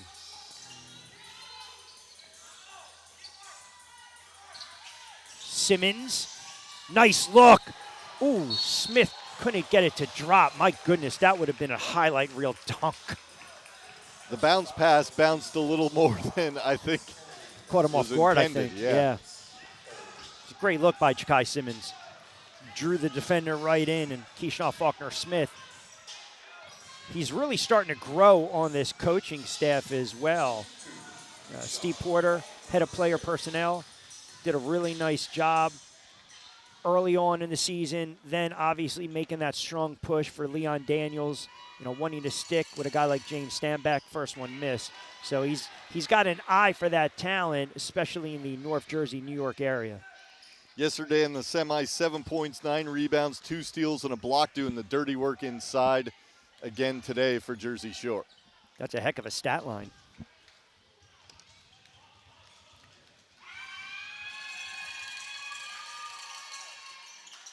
And got it to roll around the rim. 17-point cushion. See how Capital answers. Nasir Kaur off balance. Wanted a call. Yeah, didn't get it. Chris Smith. And he's going to get bailed out. I know he wanted to get that quick little pop pass over to Ja'Kai Simmons, but he'll get tagged with it, and that's going to be on, is that on Palmer? It should have been, I think, on 22, Cameron Smith. So it's on Cameron Smith. Because he was kind of running past Chris Smith and just had his arm out and sort of swiped out. Another good look. Simmons can't get it off the rebound. They're getting the looks that they want, though. And here comes Capital coming back. Oh, that is a gorgeous move, and they can't complete that finish either. It's just not dropping for the Seahawks right now. Entry pass. Looking for the cutter. In trouble. Robinson has it, gathers it. Shot clock winding down under 10. Breaks up by 17. Robinson's got to get going, looking for a little bit of space. Wants to create. Going to be forced to chuck it up. 3, 2, 1. High arcer. Way, way short. And he got bailed out. Oh, my goodness. That is a brutal call right there. I don't know if the referees heard me with the disparity, 8-2 after one half, and I believe that's 4 quick fouls called, assessed against Capital. Yeah, sometimes I think they talk about stuff at halftime and, what did we call, what did we not call, and then they start looking in the other direction a little bit. Robinson knocks down the first. He was absolutely brilliant. Just phenomenal last night. I mean, found his sweet spot, put the ball on the floor, created a little bit of space, right around that free throw line. That's his spot coming off the dribble. Knocks home both of them. 70-59, breaks up by 19. Yeah, I was kind of looking down at Jasper Williams before the free throws, wondering if he was going to try to call it before that. just to make Robinson have to stand around before he shot the free throws, but he waited till after. They needed to take one here. This is about the opposite of what you would want, obviously. Well, it's a 9-0 spurt to start the third crazy. quarter. Yeah. Capital still has not found their offensive rhythm. But if you are a Breaks fan, yes, you're excited and you're happy thus far in the third quarter. There is a substantial amount of basketball left. And we've seen at times there have been issues, moments where the Breaks will get a little lapse. Now, right now, offensively, you have to appreciate what they're doing. They're red hot from the floor. They're getting to the line. They're getting some calls as well. But if you're Capital offensively, you're just out of sync right now. You need some answers. You got the Rookie of the Year. You got Nasir Kaur. You got the MVP. You got a ton of bench. You got depth. And you have a hell of a coaching staff. And yet, they're being held to 51 points. And just exactly what Jersey Shore – what did we say at the onset? If Capital scores over 100, Jersey Shore's not winning this basketball game. And it's going to be pretty tough for Capital to score 100. Now, hey, we saw things like the Knicks come back against the Spurs. I'll point that out because I know that'll make you feel all warm and fuzzy. But teams can just eventually find something, but they're going to have to find it. And they got to find it quick. In the last about 12 minutes of game time, actually more than that, about 15 minutes of game time, you've got 17 points for the Seahawks in 15 minutes. And you've got 51 points for Jersey Shore. So not only does Capital have to solve the issues offensively and cut into this lead, they got to get some stops. And that's maybe not something you thought we'd be worried maybe too much about Capital doing, is getting the stops. We wanted Jersey Shore to muck the game up, keep it under 100. Capital has had games where, and you see right there, a little gamesmanship. You know, Coach Williams just, during the timeout, let me kind of mosey on down to the referee, get in his ear a little bit about some of these calls, and that's the gamesmanship that we've talked about. You have this extended timeout, you get in their ear a little bit and plant that seed as this game goes forward almost midway through in the third quarter, and Coach Williams is letting the referee hear it and have it right now. Yeah, he was standing there talking to them more than he was talking to his team. And Capital's a veteran squad. I don't know 100% how much he needs to say to him besides if there's something specific he doesn't want exposed anymore. So he can spend that time out talking to the officials if he needs to, because this veteran squad can figure it out themselves. Cox with the drop off. Kennedy, a nice look inside. Tough bucket and count it. Oh, they desperately needed that to stop the bleeding coming out of the timeout. Alston, big off the bench yesterday, 15 points. They're going to need another output like that from him. If you're Jersey Shore, sound possessions and smart basketball. How about Alston drifting all the way outside near midcourt with Robinson not allowing him to get in rhythm. Smith, coffin corner, step back three. And a good defensive possession by Capital. Down 17, and here they come. And they give it right back up. Uncharacteristic mistake. But that defensive set, they're not giving Justin Robinson a head of steam. That's why the defenders are pulled all the way out. You got 6'4", 200 pounds guarding Justin Robinson.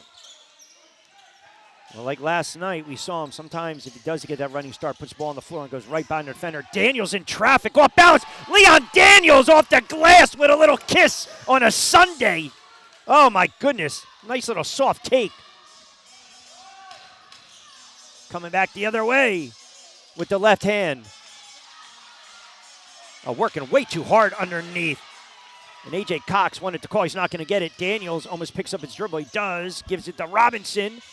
Got to be a little careful. A little out of control. Stop and pop. Got it to drop. Oh, Justin Robinson.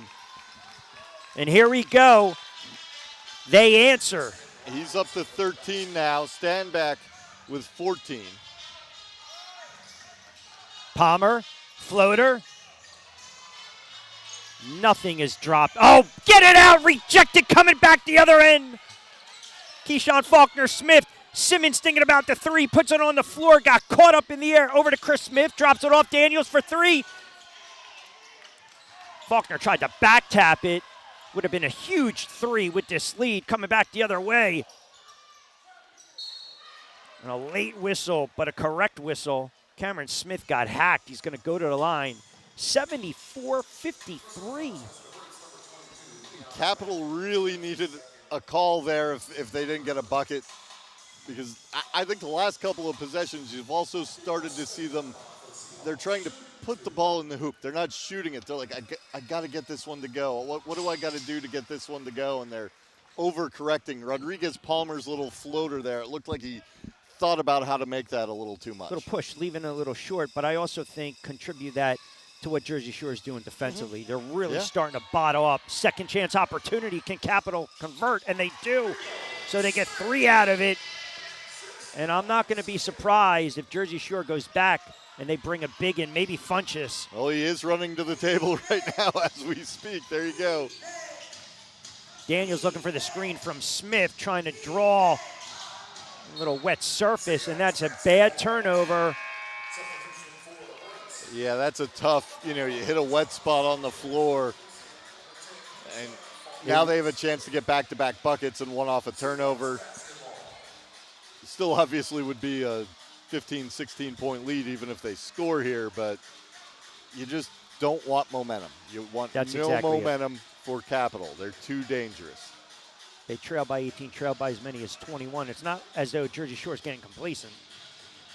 Just as you mentioned, misfortunate, but they have to just continue to do what they're doing, clog in the middle. They can't have these guards get any type of momentum and go downhill. A.J. Cox drop off. Kennedy with the big, nice look inside. That is a defensive breakdown right there. And here come the Seahawks, trailed by as many as 21. It's now 16 with 5:33 to go in the third. Plenty of time. Robinson, stutter stagger step in traffic with the high floater. Can't get it to drop. Capital has it, and they want to get out and run. Austin, drop off. Kennedy, they'll skip it and swing at Coffin corner. Short. Kennedy again with those big paws and mitts. Drop off. Cox, and they give it right back. Cameron Smith hits the floor, and he's writhing in pain. You want to see him get up. Awkward spill on that floor, and hopefully they can wipe down the surface. More importantly, you want to see number 22 get to his feet. Timeout on the floor with 5:06.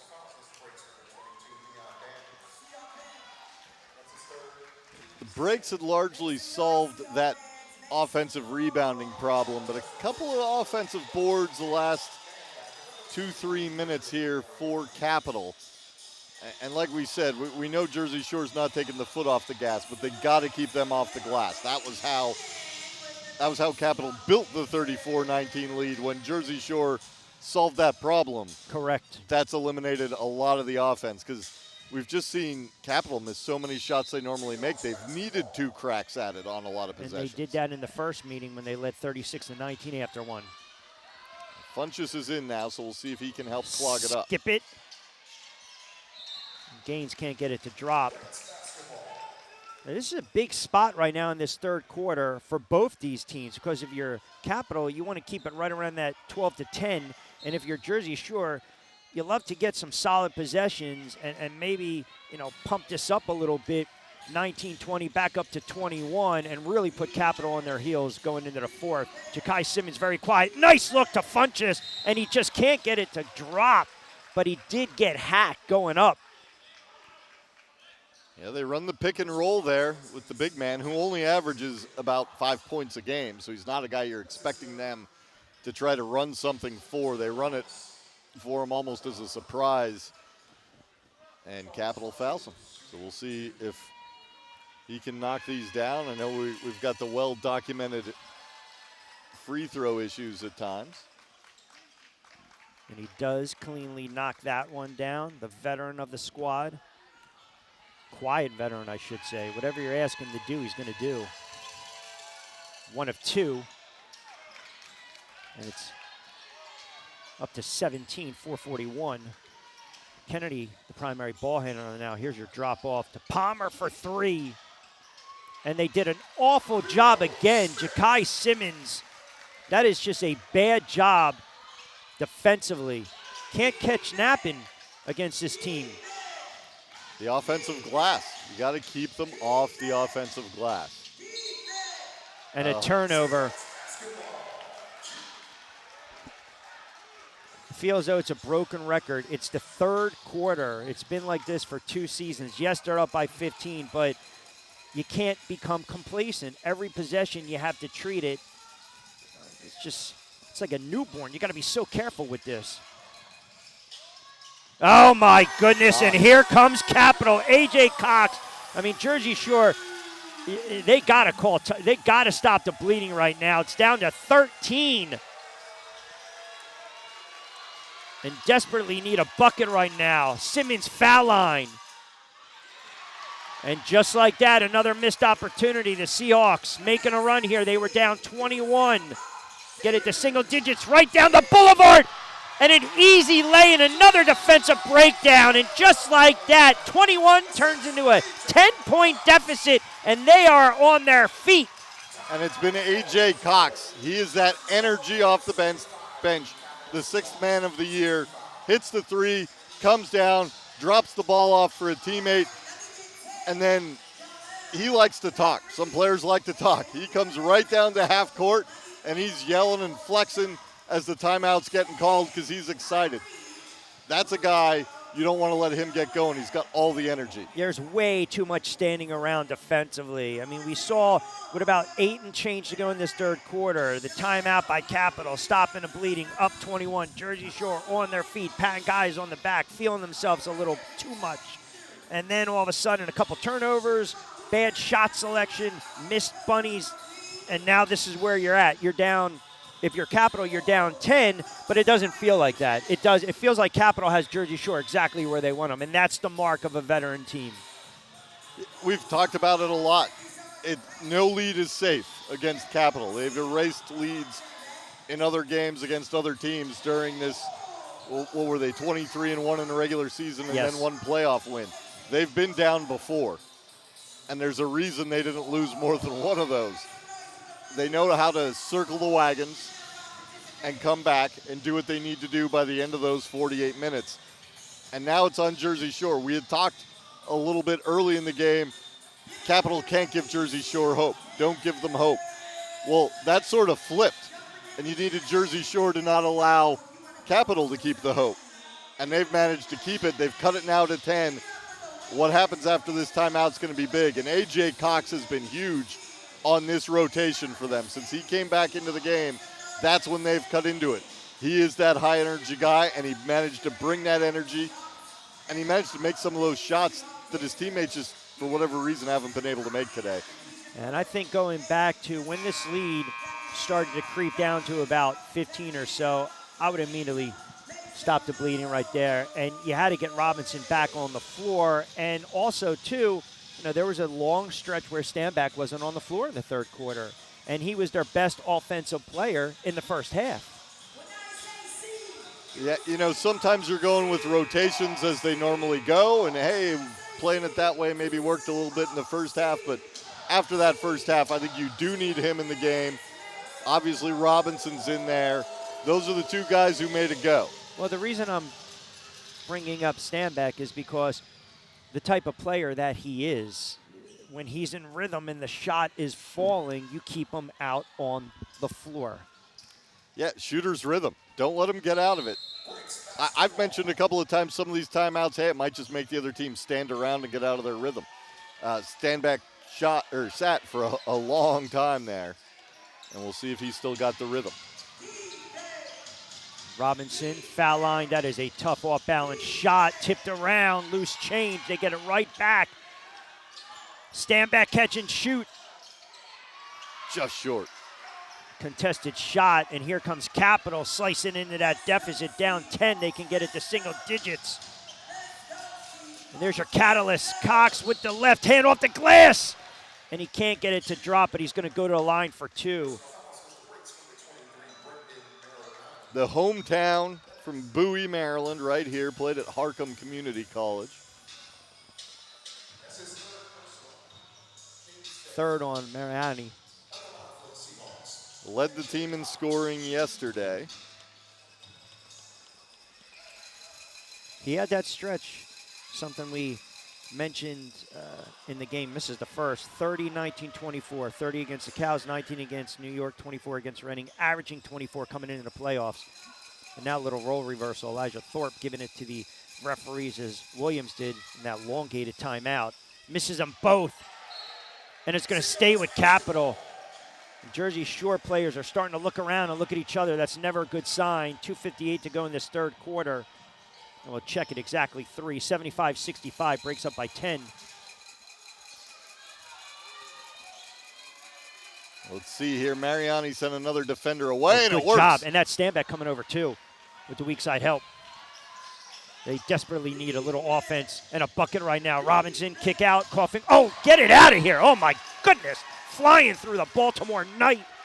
A.J. Cox. Emphatic. On That that- was a clean look. Pardon me. Oh, on that last possession down there, as they were getting ready to inbound it, Mariani and Santel switched. So I wanted to see how that was going to work since they went right at Mariani. And great defense by him, again with the help from Stanback. And the shot clock winding down. Robinson kick out. He had the lane. Marinari can't get it to drop. Oh, you like to see Robinson be a little more decisive in the lane. That was his spot last night. A little too unselfish. Capital again with an opportunity. Slice into this 10-point deficit. They go right back inside the low block, and Stanback gets his left hand on it. Out of bounds. 15 on the shot clock. 2:18 in the third. Breaks were down 15. Capital was down 21. And here's the catalyst, the lefty, number 6. Oh, rejected, coming back defensively. And then Funches. Santel, excellent job. Bodied up, got the clean block, and then ball starting to bounce Capital's way a little bit now in this third quarter. Yeah, they got what they wanted there with the block shot, and it just goes off of one of the Jersey Shore guys that looked like right into the hands of Kennedy, who was too deep for anybody to do anything but foul him. 6'9" Philly product, Villanova. Played overseas in Chile, to the line. 65% free throw shooter. Misses on the first.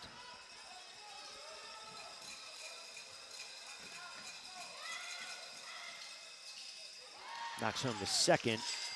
16 points for him yesterday. He's got a double-double already in this one, 13 and 13. It just brings his lunch pail to work every single time. Entry pass Stanback. Now they're starting to respect him out on the perimeter, and they double, and they give it up. Excellent job by Capital. That's what happens when you start to make adjustments and you pull out the defender's long three. Oh, no! You gotta be kidding me, A.J. Cox! Off the bank. I didn't know the banks were open in the DMV on a Sunday. Oh, my goodness. Jersey Shore, how do you not take a timeout and talk about it? Right now, starting to crumble around them. Had a 21-point lead, and they are just absolutely out of sync. And a two-handed jam on the transitional bucket by Austin. And here comes Capital. Left for dead, down 21. They now trail by 4, 75-71. Jersey Shore might want to take 2 timeouts to regroup right now. Yeah, this could not be going worse here in the third quarter. As good as it went in the second quarter, it's going just as badly for Jersey Shore. The converse for the Seahawks, they've solved everything that went wrong in the second. I don't want to be that guy on the air, but I mentioned it to you yesterday, and it's no secret.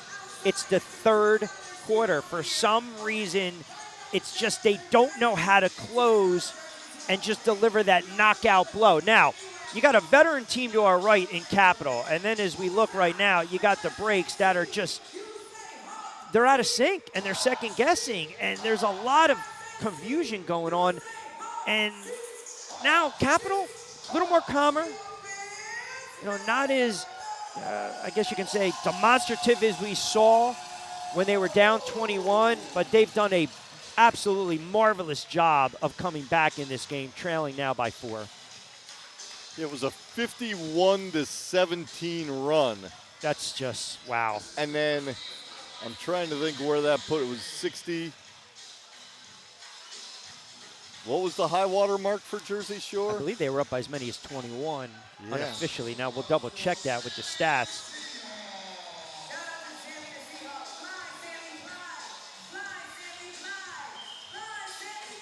This is just a it's a fantastic run by Capital. Yeah, 74-53. You have an 18-1 run. After a 51-17 run. Well, it's a game of runs. I mean, that is answering the bell. It really is. If you're Jersey Shore, you got to start to now dig deep a little bit and look around and just possession by possession, right?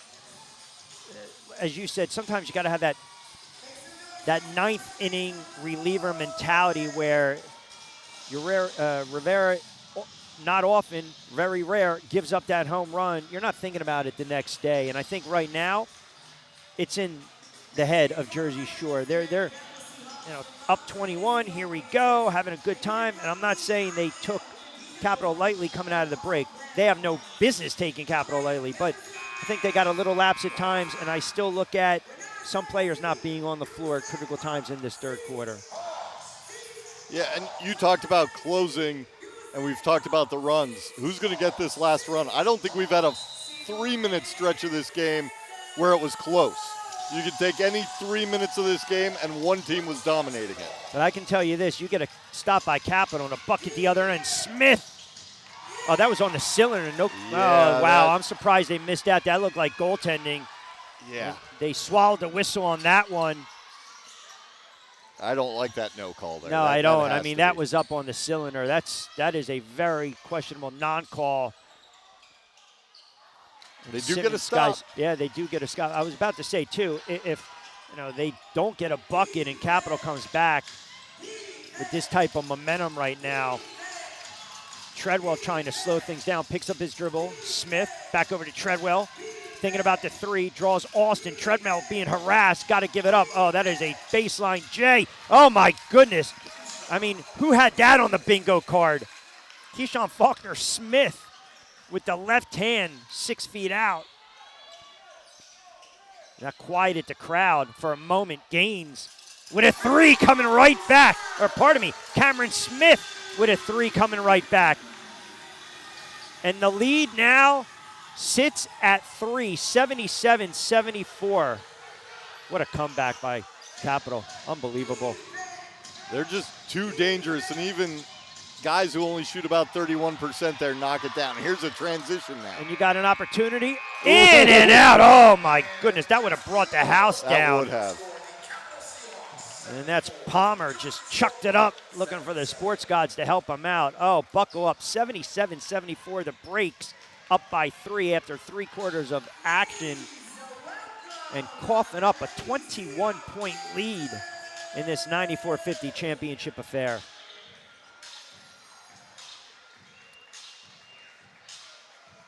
Stunned.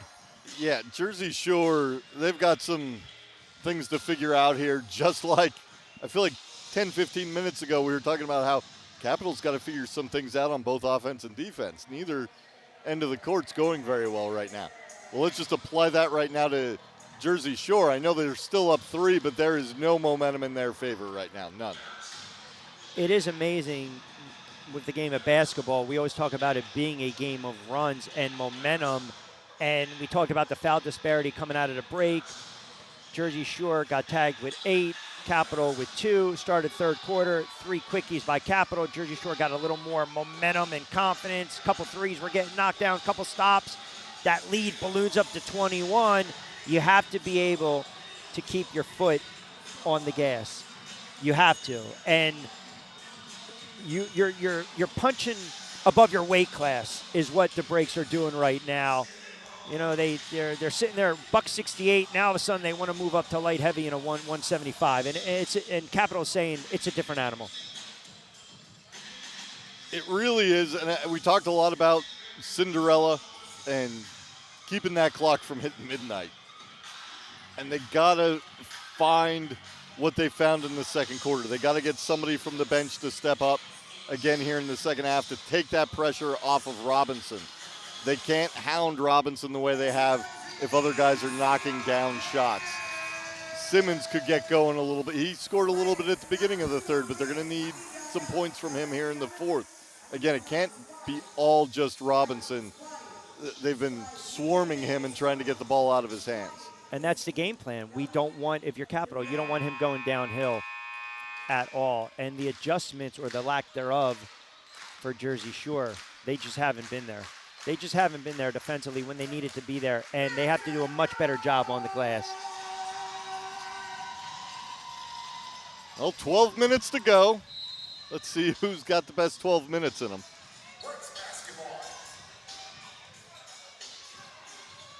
Breaks moving right to left, and the Whites down 15, up 21, and here we sit. Fourth quarter, 94-50 championship. Simmons trying to take matters into his own hands. Chris Smith for three. Got it, Chris Smith! Ripping the twine from the vet, the Louisville product, the former Knick. Back up to 6, 80-74. Good start for the Breaks in this fourth quarter, Jeff. Well, you got the veteran. Maybe he knocks down that shot and everybody exhales now. It was kind of like Cox came in, did some things that let everybody on Capitol exhale a few moments ago. He just can't defend that. That is just a brutal beast of a body. 6'9", 240 and nasty. How do you guard that, especially the nasty part? 80-76. Daniels, there's the curl to Simmons. He tried to get that roll again. Leon Daniels kick it. Josh Treadwell, that's a shot that he would typically take. You see the hesitation. That is a poor possession. I don't like that possession at all if you're Jersey Shore. Smith had his arm up on the near side. He was open on that pick and roll. Both wing defenders collapsed into the paint to get the roller. Nobody came back out to pick up Smith. Smith was open there, and they just especially after knocking down that three. But you saw the hesitation a little bit from Treadwell. They go right back inside to the big man, two-man game. Nope, he's going to keep it on the low block himself. Kennedy wants it. Maybe a little baby hook, draws that double assignment. Nice look to Austin in traffic with the left hand. Can't get it to drop. He's going to go to the line for two. Now the bigs are starting to take over. 6'9", 6'4". This is what Capitol does. Start to flex their muscle.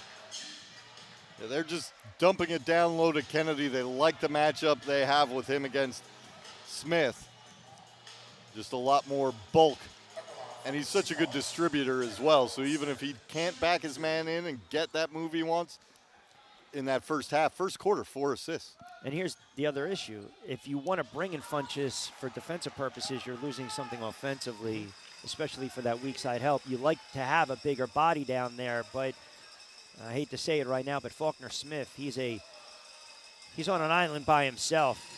Because you've got to be very wary of the fact that they do start to slide over and double. You've got perimeter shooters on the floor right now for Capitol.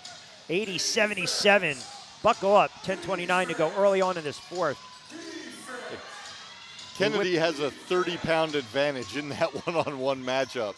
Smith picks up his dribble. Drop off to Treadwell off balance. Shot. Got it to drop. Josh Treadwell from about 8 feet.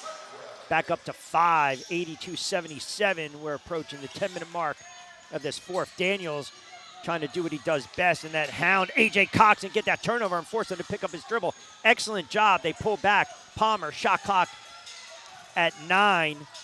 Looking for that screen. Long three.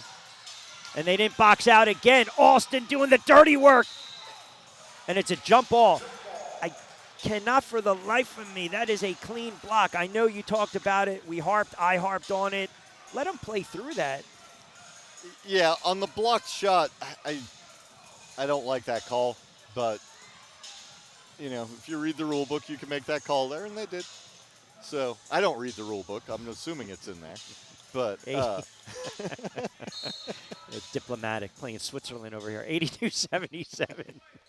Jump ball, back tap. Capitol got it. Right inside with the shot clock. I mean, he's unguardable and finally misses it. Faulkner Smith being harassed. I mean, they're mugging him down there. Now they're letting him play a little bit, and it's going to stay and go back with Jersey Shore. Yeah. This is what we talked about. If you're going to blow the whistle, blow the whistle. You got 9:35 to go in the fourth quarter of a championship game. Be consistent. Yeah, you call a jump ball off a blocked shot, and then you have 4 guys falling all over each other onto the floor. Somebody's doing something you can't do through all that. You know, I don't know. And I'm all for physicality. There's nothing wrong with having a physical basketball game.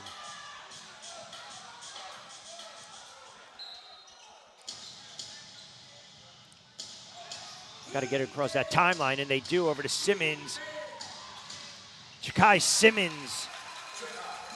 I think he made it up in his mind he was going to shoot that one. Back up to 7, so a little bit of breathing room right now with 9:23 to go, but plenty of time for Capital.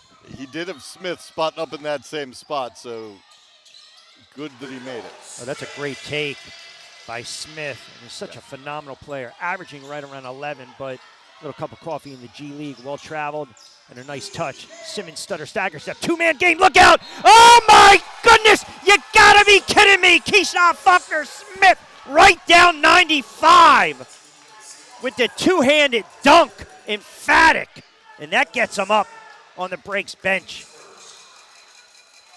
You know, we've used the fighting analogies a lot this weekend, and Jersey Shore was wobbling.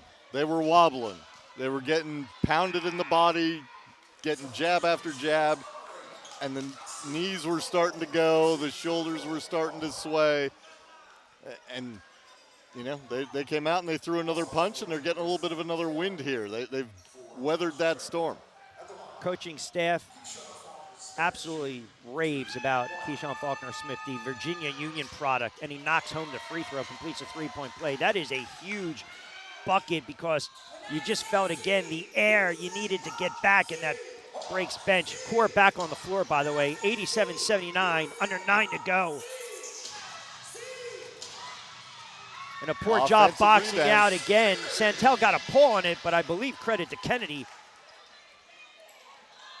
That 6'9" frame, he's having himself a phenomenal contest.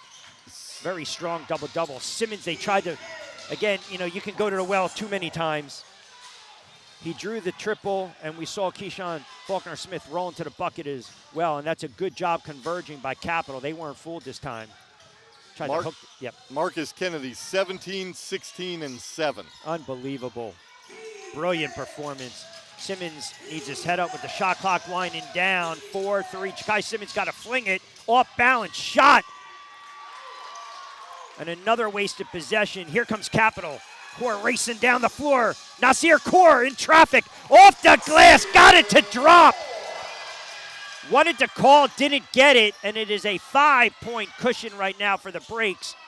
And they give it right back up. Does Jersey Shore? No, it's going to stay with them. They got lucky right there. I think that was touched by Santel. So pardon me, it is a 4-point lead, 87-83. Plenty of time to go in this fourth quarter, 8:02 to go. And Capital, they're really starting to buckle up defensively and down on the low block offensively. They're having a way with Jersey Shore. Smith pulls out Austin, wants the ISO. Santel's going to put the screen up. Now it's Core and Smith. Chris Smith, the veteran, off balance, tough shot. A little too strong on that one. Wanted to match up, couldn't drop it. Core got him last time down. He wanted to answer it. Speaking of Core, all he needs is a little bit of space. There's your kick out, long three. Leon Daniels boxed out. Maybe a little too physical, not called, but he did a nice job of boxing out Austin. They'll swing it. Ja'Kai Simmons off the glass. Count the bucket, Ja'Kai Simmons. Oh, he hung up there for a day. Got it to drop. Hangs in the air, makes the adjustment mid-air, and still banks it in through the contact. Ja'Kai Simmons started his career with the AC Gambits, then went to Wichita, then had a great run with Potawatomi, decided, I want to stay close to home, and Jersey Shore chased him like a 19-year-old chases his love. And they finally were able to sign him, and Ja'Kai Simmons wants to be a part of this franchise going forward. He had a big game last night, starting to come on late. He's at 12. He has gotten himself into double figures. Yeah, and we've talked so much about Kennedy. Other thing that isn't in the box score is all those screens. He sets so many of those screens at the top of the key to get the other guys open. Another missed opportunity, still sits, two-possession game. Core had that clean look. Well, Chris Smith's going to get tagged with that one. That's an easy call to make. Neither team at the line having a good day. 10 out of 16 for Jersey Shore, 63%. Just 10 out of 19 for Capital. A little more balance with the discrepancy. 7:07 to go in the fourth. Breaks up by 6, 89-83. By the way, we want to remind everyone, get social with us, like, comment, and subscribe to the YouTube channel. Also, our good friends over at WWON TV 48 in New York.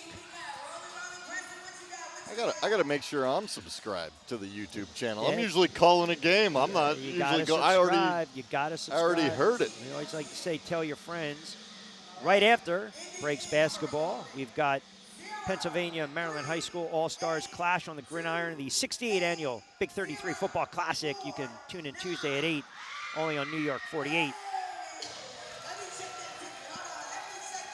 I just went on and subscribed, so that doesn't take long. That's you it. can do it quick. Just push the button. Follow every team respectively in the league on all social media platforms. So here we go. If you're a Breaks fan, you woke up this morning, you enjoyed the Knicks win to close out the Spurs and win their first championship in 53 years. You said, why not? Let's go down the Parkway a little bit. You're up 6, 7:07 to go. This is kind of the spot where you want to be right now. This has been the one stretch of the game. We did talk. There hasn't been a stretch of the game where it's been close. And this is the stretch right here where it's 4, it's 6, it's 4, it's 6, it's 7, it's 4. You know, they just keep Jersey Shore has managed, I think, to keep it from getting closer than 4, but it's been 4 a few times.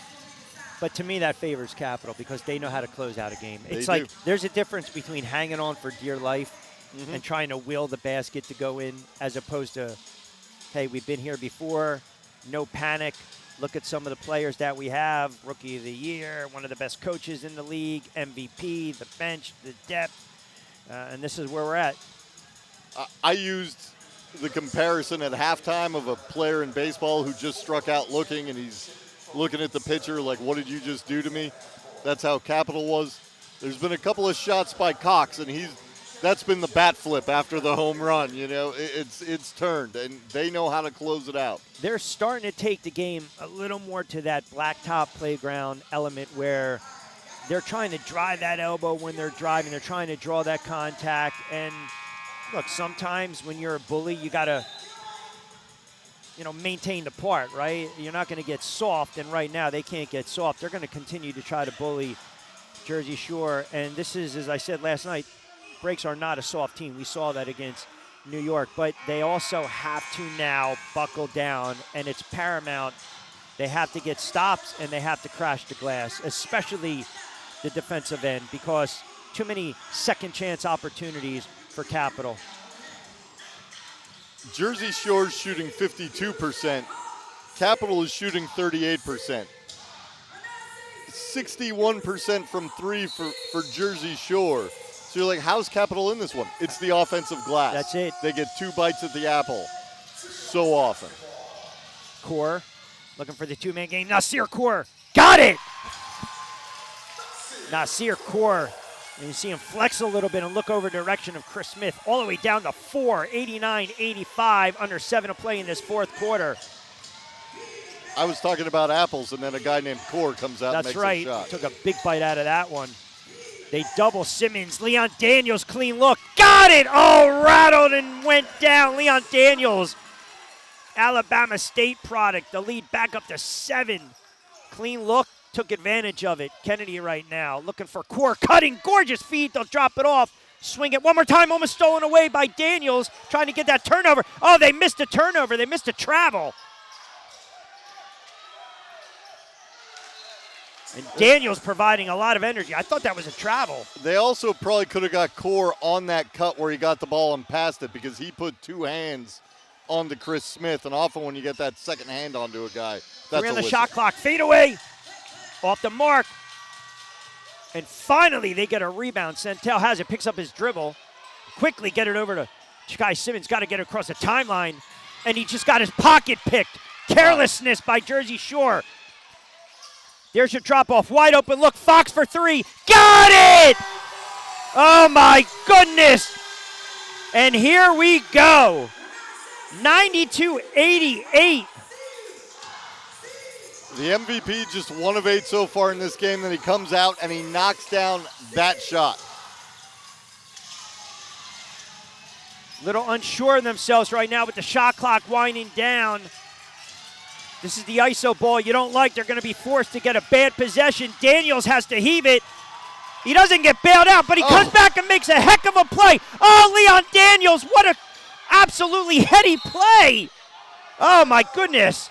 Saved the possession, bailed out his teammates after everyone stood around with the ISO ball. 92-88.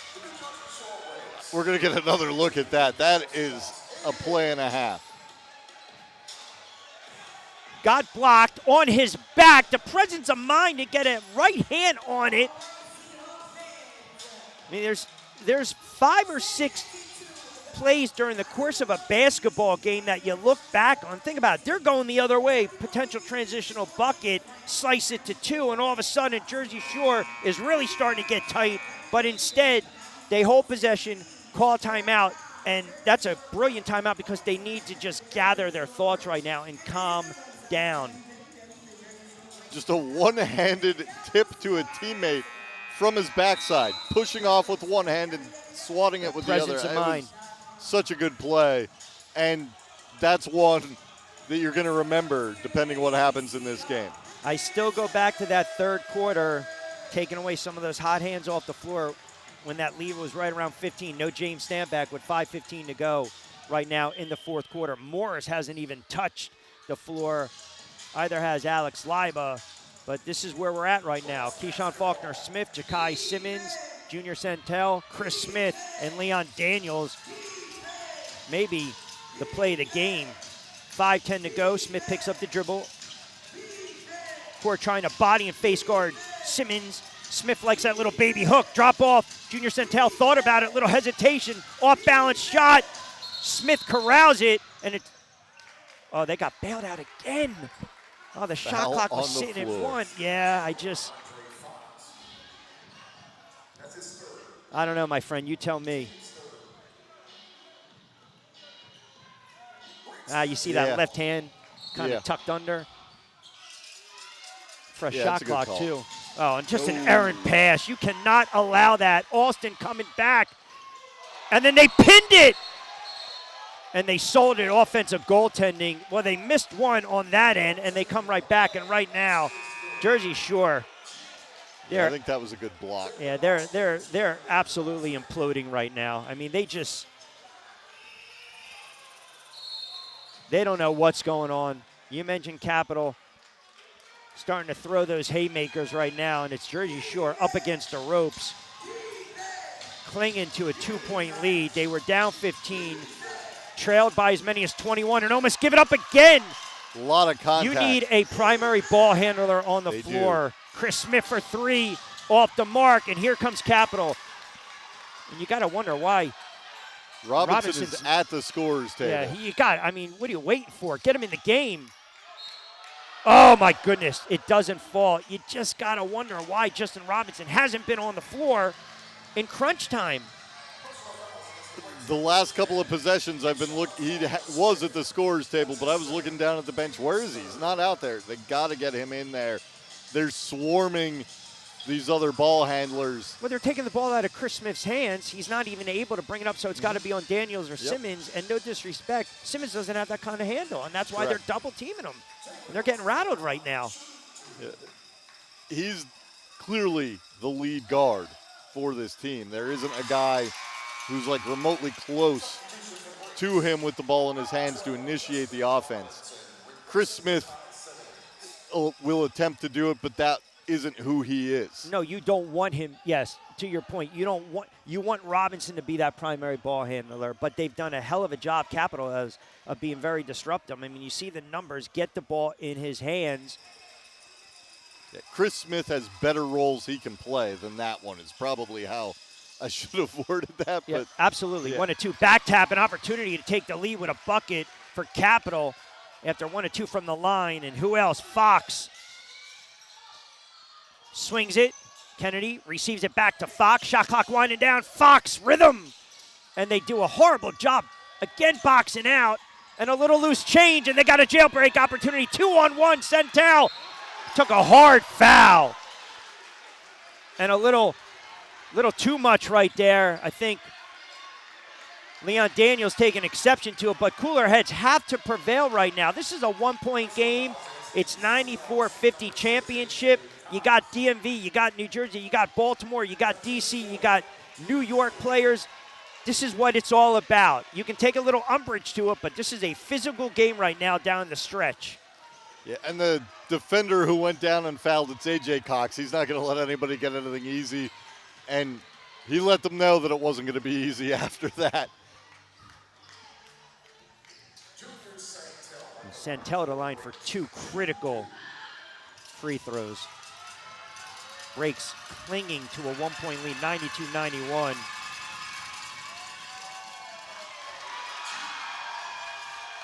Misses the first.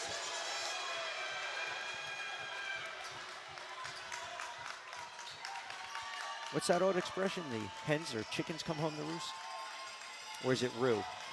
Roost, I believe. Is it yeah, roost? yeah. It's just clarifying. Free throws have just been the Achilles heel of the breaks all season long. 1 and 2. Fiery Fox and Cox, Kennedy. yeah, on the floor, left hand. I mean, oh goodness, that is a big time bucket right there. And we are knotted up at 93 with 3:33 to go. Fourth quarter, 94-50, championship on the line. Robinson looking for the 2-man game, tried to go inside, tough pass entry.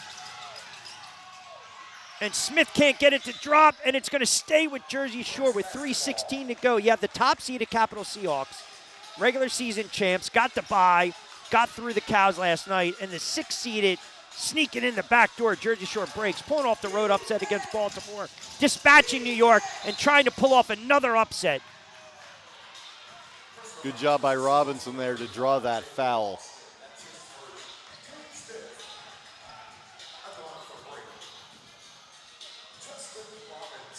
Robinson had to be decisive there, and you just see he stepped back just a little bit and got Austin to come right forward after he beat him down on the baseline.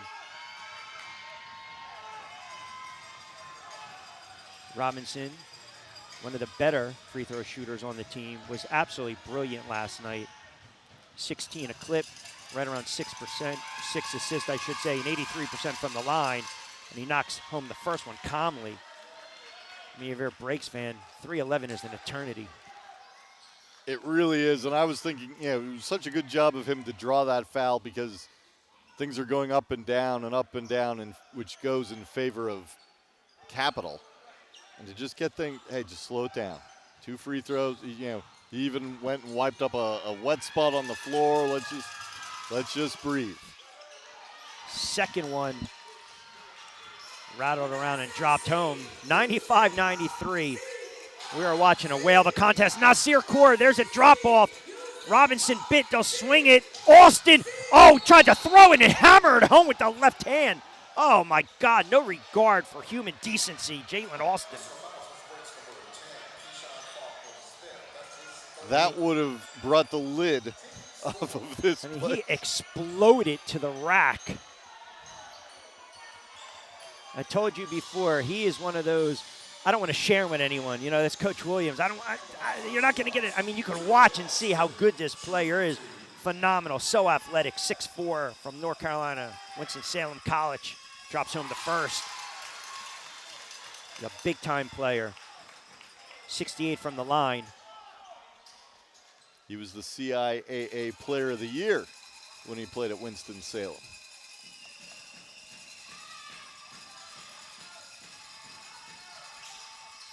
In and out, back tap. Robinson got it, and the lead still sits 95-94.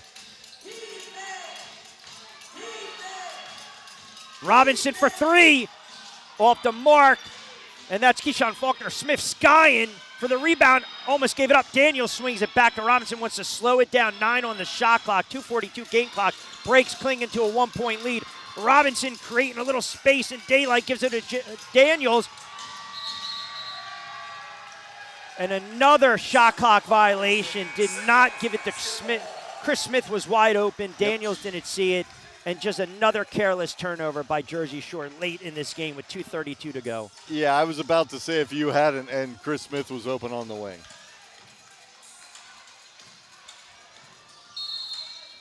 Can't get on Daniels too much because what he did several moments ago with the heady up play. A bucket here will give Capital the lead, something they haven't had in a long time.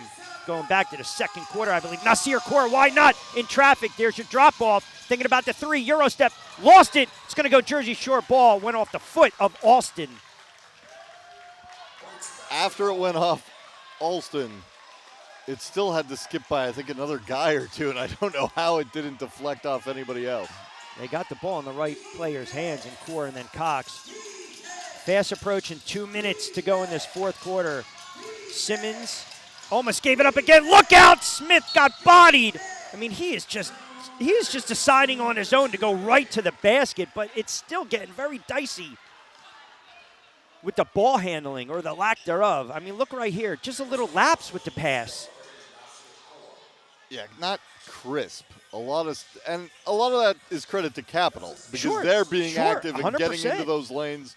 They got hands up, and they're just in the passing lanes. But Jersey Shore's got to do a better job of making safe passes. They lucked out here and got bailed out with a foul. 2 minutes to go. You better stop playing with the vegetables. 95-94. First one drops home. Number 10 has been a savior today. Just a lot of stuff won't show up on the box score. Now if you're Jersey Shore, again, be wary though with the free throw shooting. The box out off a miss, potential miss, and they don't. One possession game, 96-94. Here we go, $1:57 to go. Fox has it with Robinson on him. Right down the boulevard. Oh, and late call. Simmons met him. Didn't get the block. Didn't look like it was clean. Just a little bit, pardon me, just a little bit with the body. Well, free throws in the last 2 minutes. Yep. And if you look there, look at the team totals.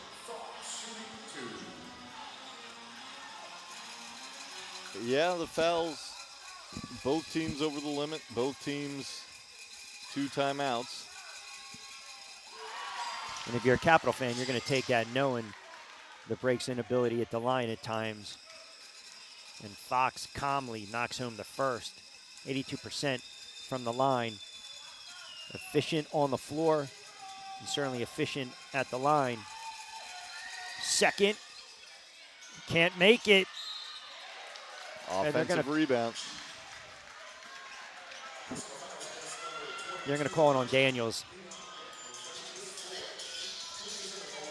And that was rebound number 21 for Kennedy. That has been the X factor tonight. Even when they were down 21, they still battled on the boards at Capital. First is good, Marcus Kennedy. He has scored tonight. He's rebounded tonight. He's Phenomenal. passed the ball. He has set screens. He's played defense. He's just been all over the place. I mean, he's altered shots.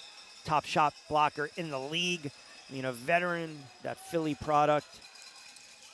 Just a fantastic player, and at times just unguardable down on the low block. And this can snap the tie. And here we go. It's been a while, but Capital has the lead, 97-96. We thought it might come down to crunch time. $1:42 to go. Smith almost gave it up. Smith looking for the two-man game. Coffin corner, Simmons, stop and pop, way off the mark. Oh, and then an elbow, and there's no call there. Oh, my goodness, Daniels took it on the chin. Austin has it. And they almost give it right back up. A little confusion right now for Capital. Fox settles it down, but Leon Daniels got cracked in the jaw. And there was no call. Yeah, he let the official know about it when that timeout was called. 97-96. That's a timeout by Capital. We'll keep it here with $1:13 to go. Well, I think both teams, they made it a lot more harder than it had to be, right? Because early on, Capital looked like they were going to blow the doors off Jersey Shore. Down 15, Jersey Shore was. They chipped away, had a 10-point lead in the locker room. And what did Coach say to Addison? We just got to continue to do what we do. They didn't do that in the third quarter. It's been their bugaboo. Fantastic quarter by Capital. down 21. And they just claw, scratch, fight, chip away. And in that huddle right now, they're trying to find some answers. We talked about Jersey Shore wanting to keep it under 100. It's going to get to probably a little over 100. So that plays more into the hands of Capital. So we're going to have to see, we've talked about you got to empty the tank tonight. How much do they have left in the tank? My exact number was 105. If you kept it right around 105, and it looked like they were going in the locker room, but I'll tell you, if they can't figure out a way to pull this one off, this one's going to sting for a while, up 21 points. And we can Monday morning quarterback all we want about some of the substitutions or lack thereof, but this is why the Capital Seahawks, this is why they made their runs over the last several years in the TBL, and now a minute 13 away from hoisting up the 94-50 trophy in this inaugural season, which has been an absolute dandy. Why not bring it down to the final 113? Capital up one. Core with the rock. Drop off. All of them converge, and it stays with Capital. Shot clock at 3. This is where Jersey Shore has to be wary of that and body and box out. And if you're Capital, you got to get a quick shot. Maybe Fox, maybe Core. Get that quick release, trying to separate himself on Chris Smith. And it's tipped, and which way is it going to go? So now they burn a second off the shot clock. Good job by Simmons. If I'm Chris Smith, I start to face guard Nasir Kaur right now. Or you might get that backdoor lob. Nasir Kaur's got to force up the 3 off the glass, and they can't get the rebound. You got to be kidding me. And Funches is screaming it didn't hit the rim. That hit the rim, right? Yeah. 100% hit the rim. 100% hit the rim. Did it. I'm like, okay, seems pretty sure. Maybe my eyes are failing. He was adamant it didn't hit the rim. It clearly hit the rim off that forced shot by Nasir Kaur. Because he mistimed the jump since it did hit the rim. Had it airballed, he would have had He would have had a clean rebound. That's a great point. 8 on the shot clock. 97-96. Capital by 1. Nasir Kaur. Kaur with Smith. Step back. Nasir Kaur off the mark. Leon Daniels ripping down the rebound. Finally, the breaks get one. With 46 seconds to go, Jasper Williams with his hands on his head. That was a clean look by Kaur. And that, more importantly, will send the breaks to the line. Daniels has been on the floor or taking shots. I mean, we've talked a lot about combat sports analogies and stuff. He has literally gotten kind of beaten up tonight in this game. And he's still managed to make play after play for Jersey Shore. These are 2 critical free throws in this young man's career. 81% from the line. A lot of minutes today. And the first is true. We are knotted up at 97 apiece. Tell you what, 94-50 fans have been treated to an absolute dandy this afternoon. 2 teams just absolutely throwing haymakers left and right. Second for Daniels. Got it. 1 point cushion. You can't ask for a better championship game than what we're getting here. 98-97, under 40 to play. You got some ball handling wizards on the floor right now for Capital. One of them's number 8, right down the boulevard, kick it and swing it. Oh, that was a clean look. Instead, put it on the floor with the left hand. Got it to drop. Oh, my goodness. Cox gets it to fall. 32 seconds to go. 99-98. Capital up by 1. Shot clock at 19. Game clock at 21. Robinson down the boulevard in traffic. Got it! Oh, my goodness! Justin Robinson, it's your neighborhood. We're just renting. Oh, you got to be kidding me, by the Monmouth product. Unbelievable finish. How in the world did that drop?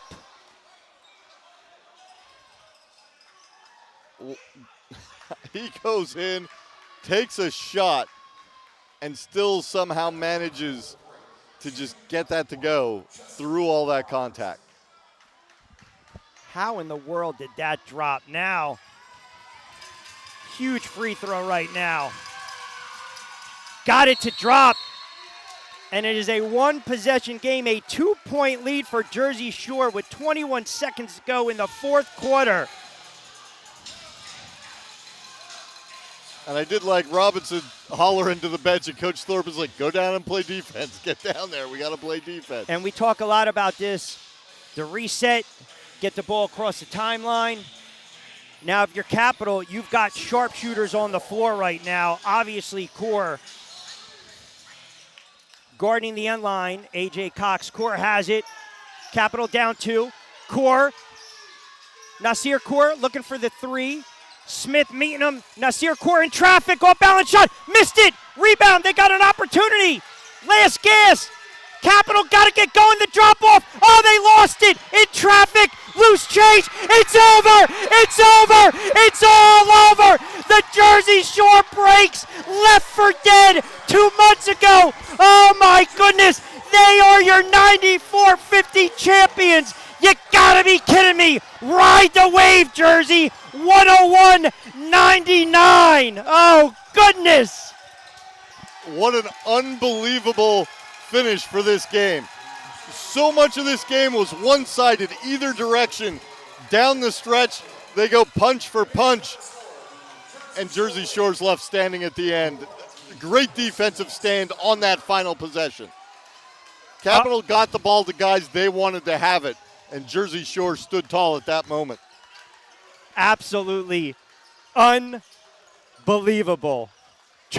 Unbelievable. Jersey Shore, the 6th seed, knocking off Baltimore, knocking off New York, and a team that has ripped their hearts out for the last 2 seasons. Capital, they get a measure of revenge today in a big way, a franchise-altering win. Oh, my goodness, 101-99. I would say we'll catch our breath, but I know Addison's going to try to grab. It looks like they've got Coach. We'll grab him after she has that interview. We'll throw it down. She's telling me, hold on a second. We put a bow on this. Oh, my goodness. We're going to see if we can grab. Coach needs to catch his breath. I think that's why we're holding on for a second. What a great finish.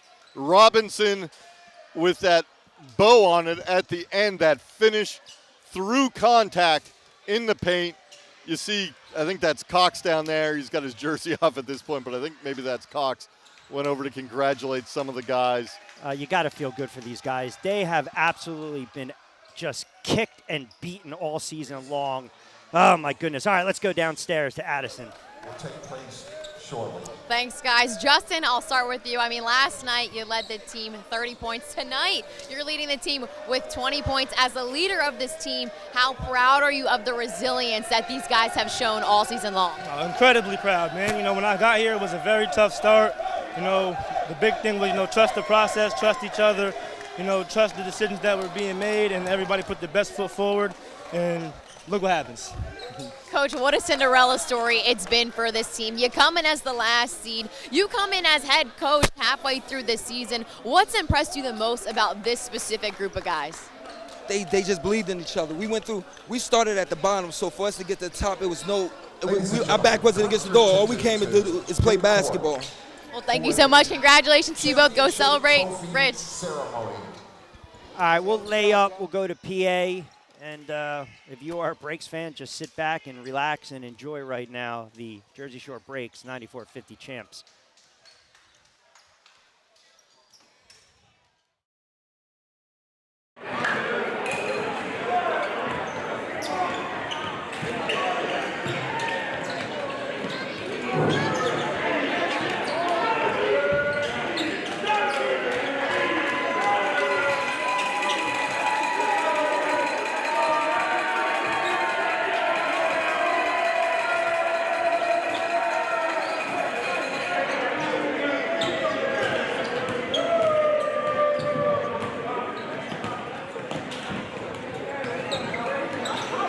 For everyone,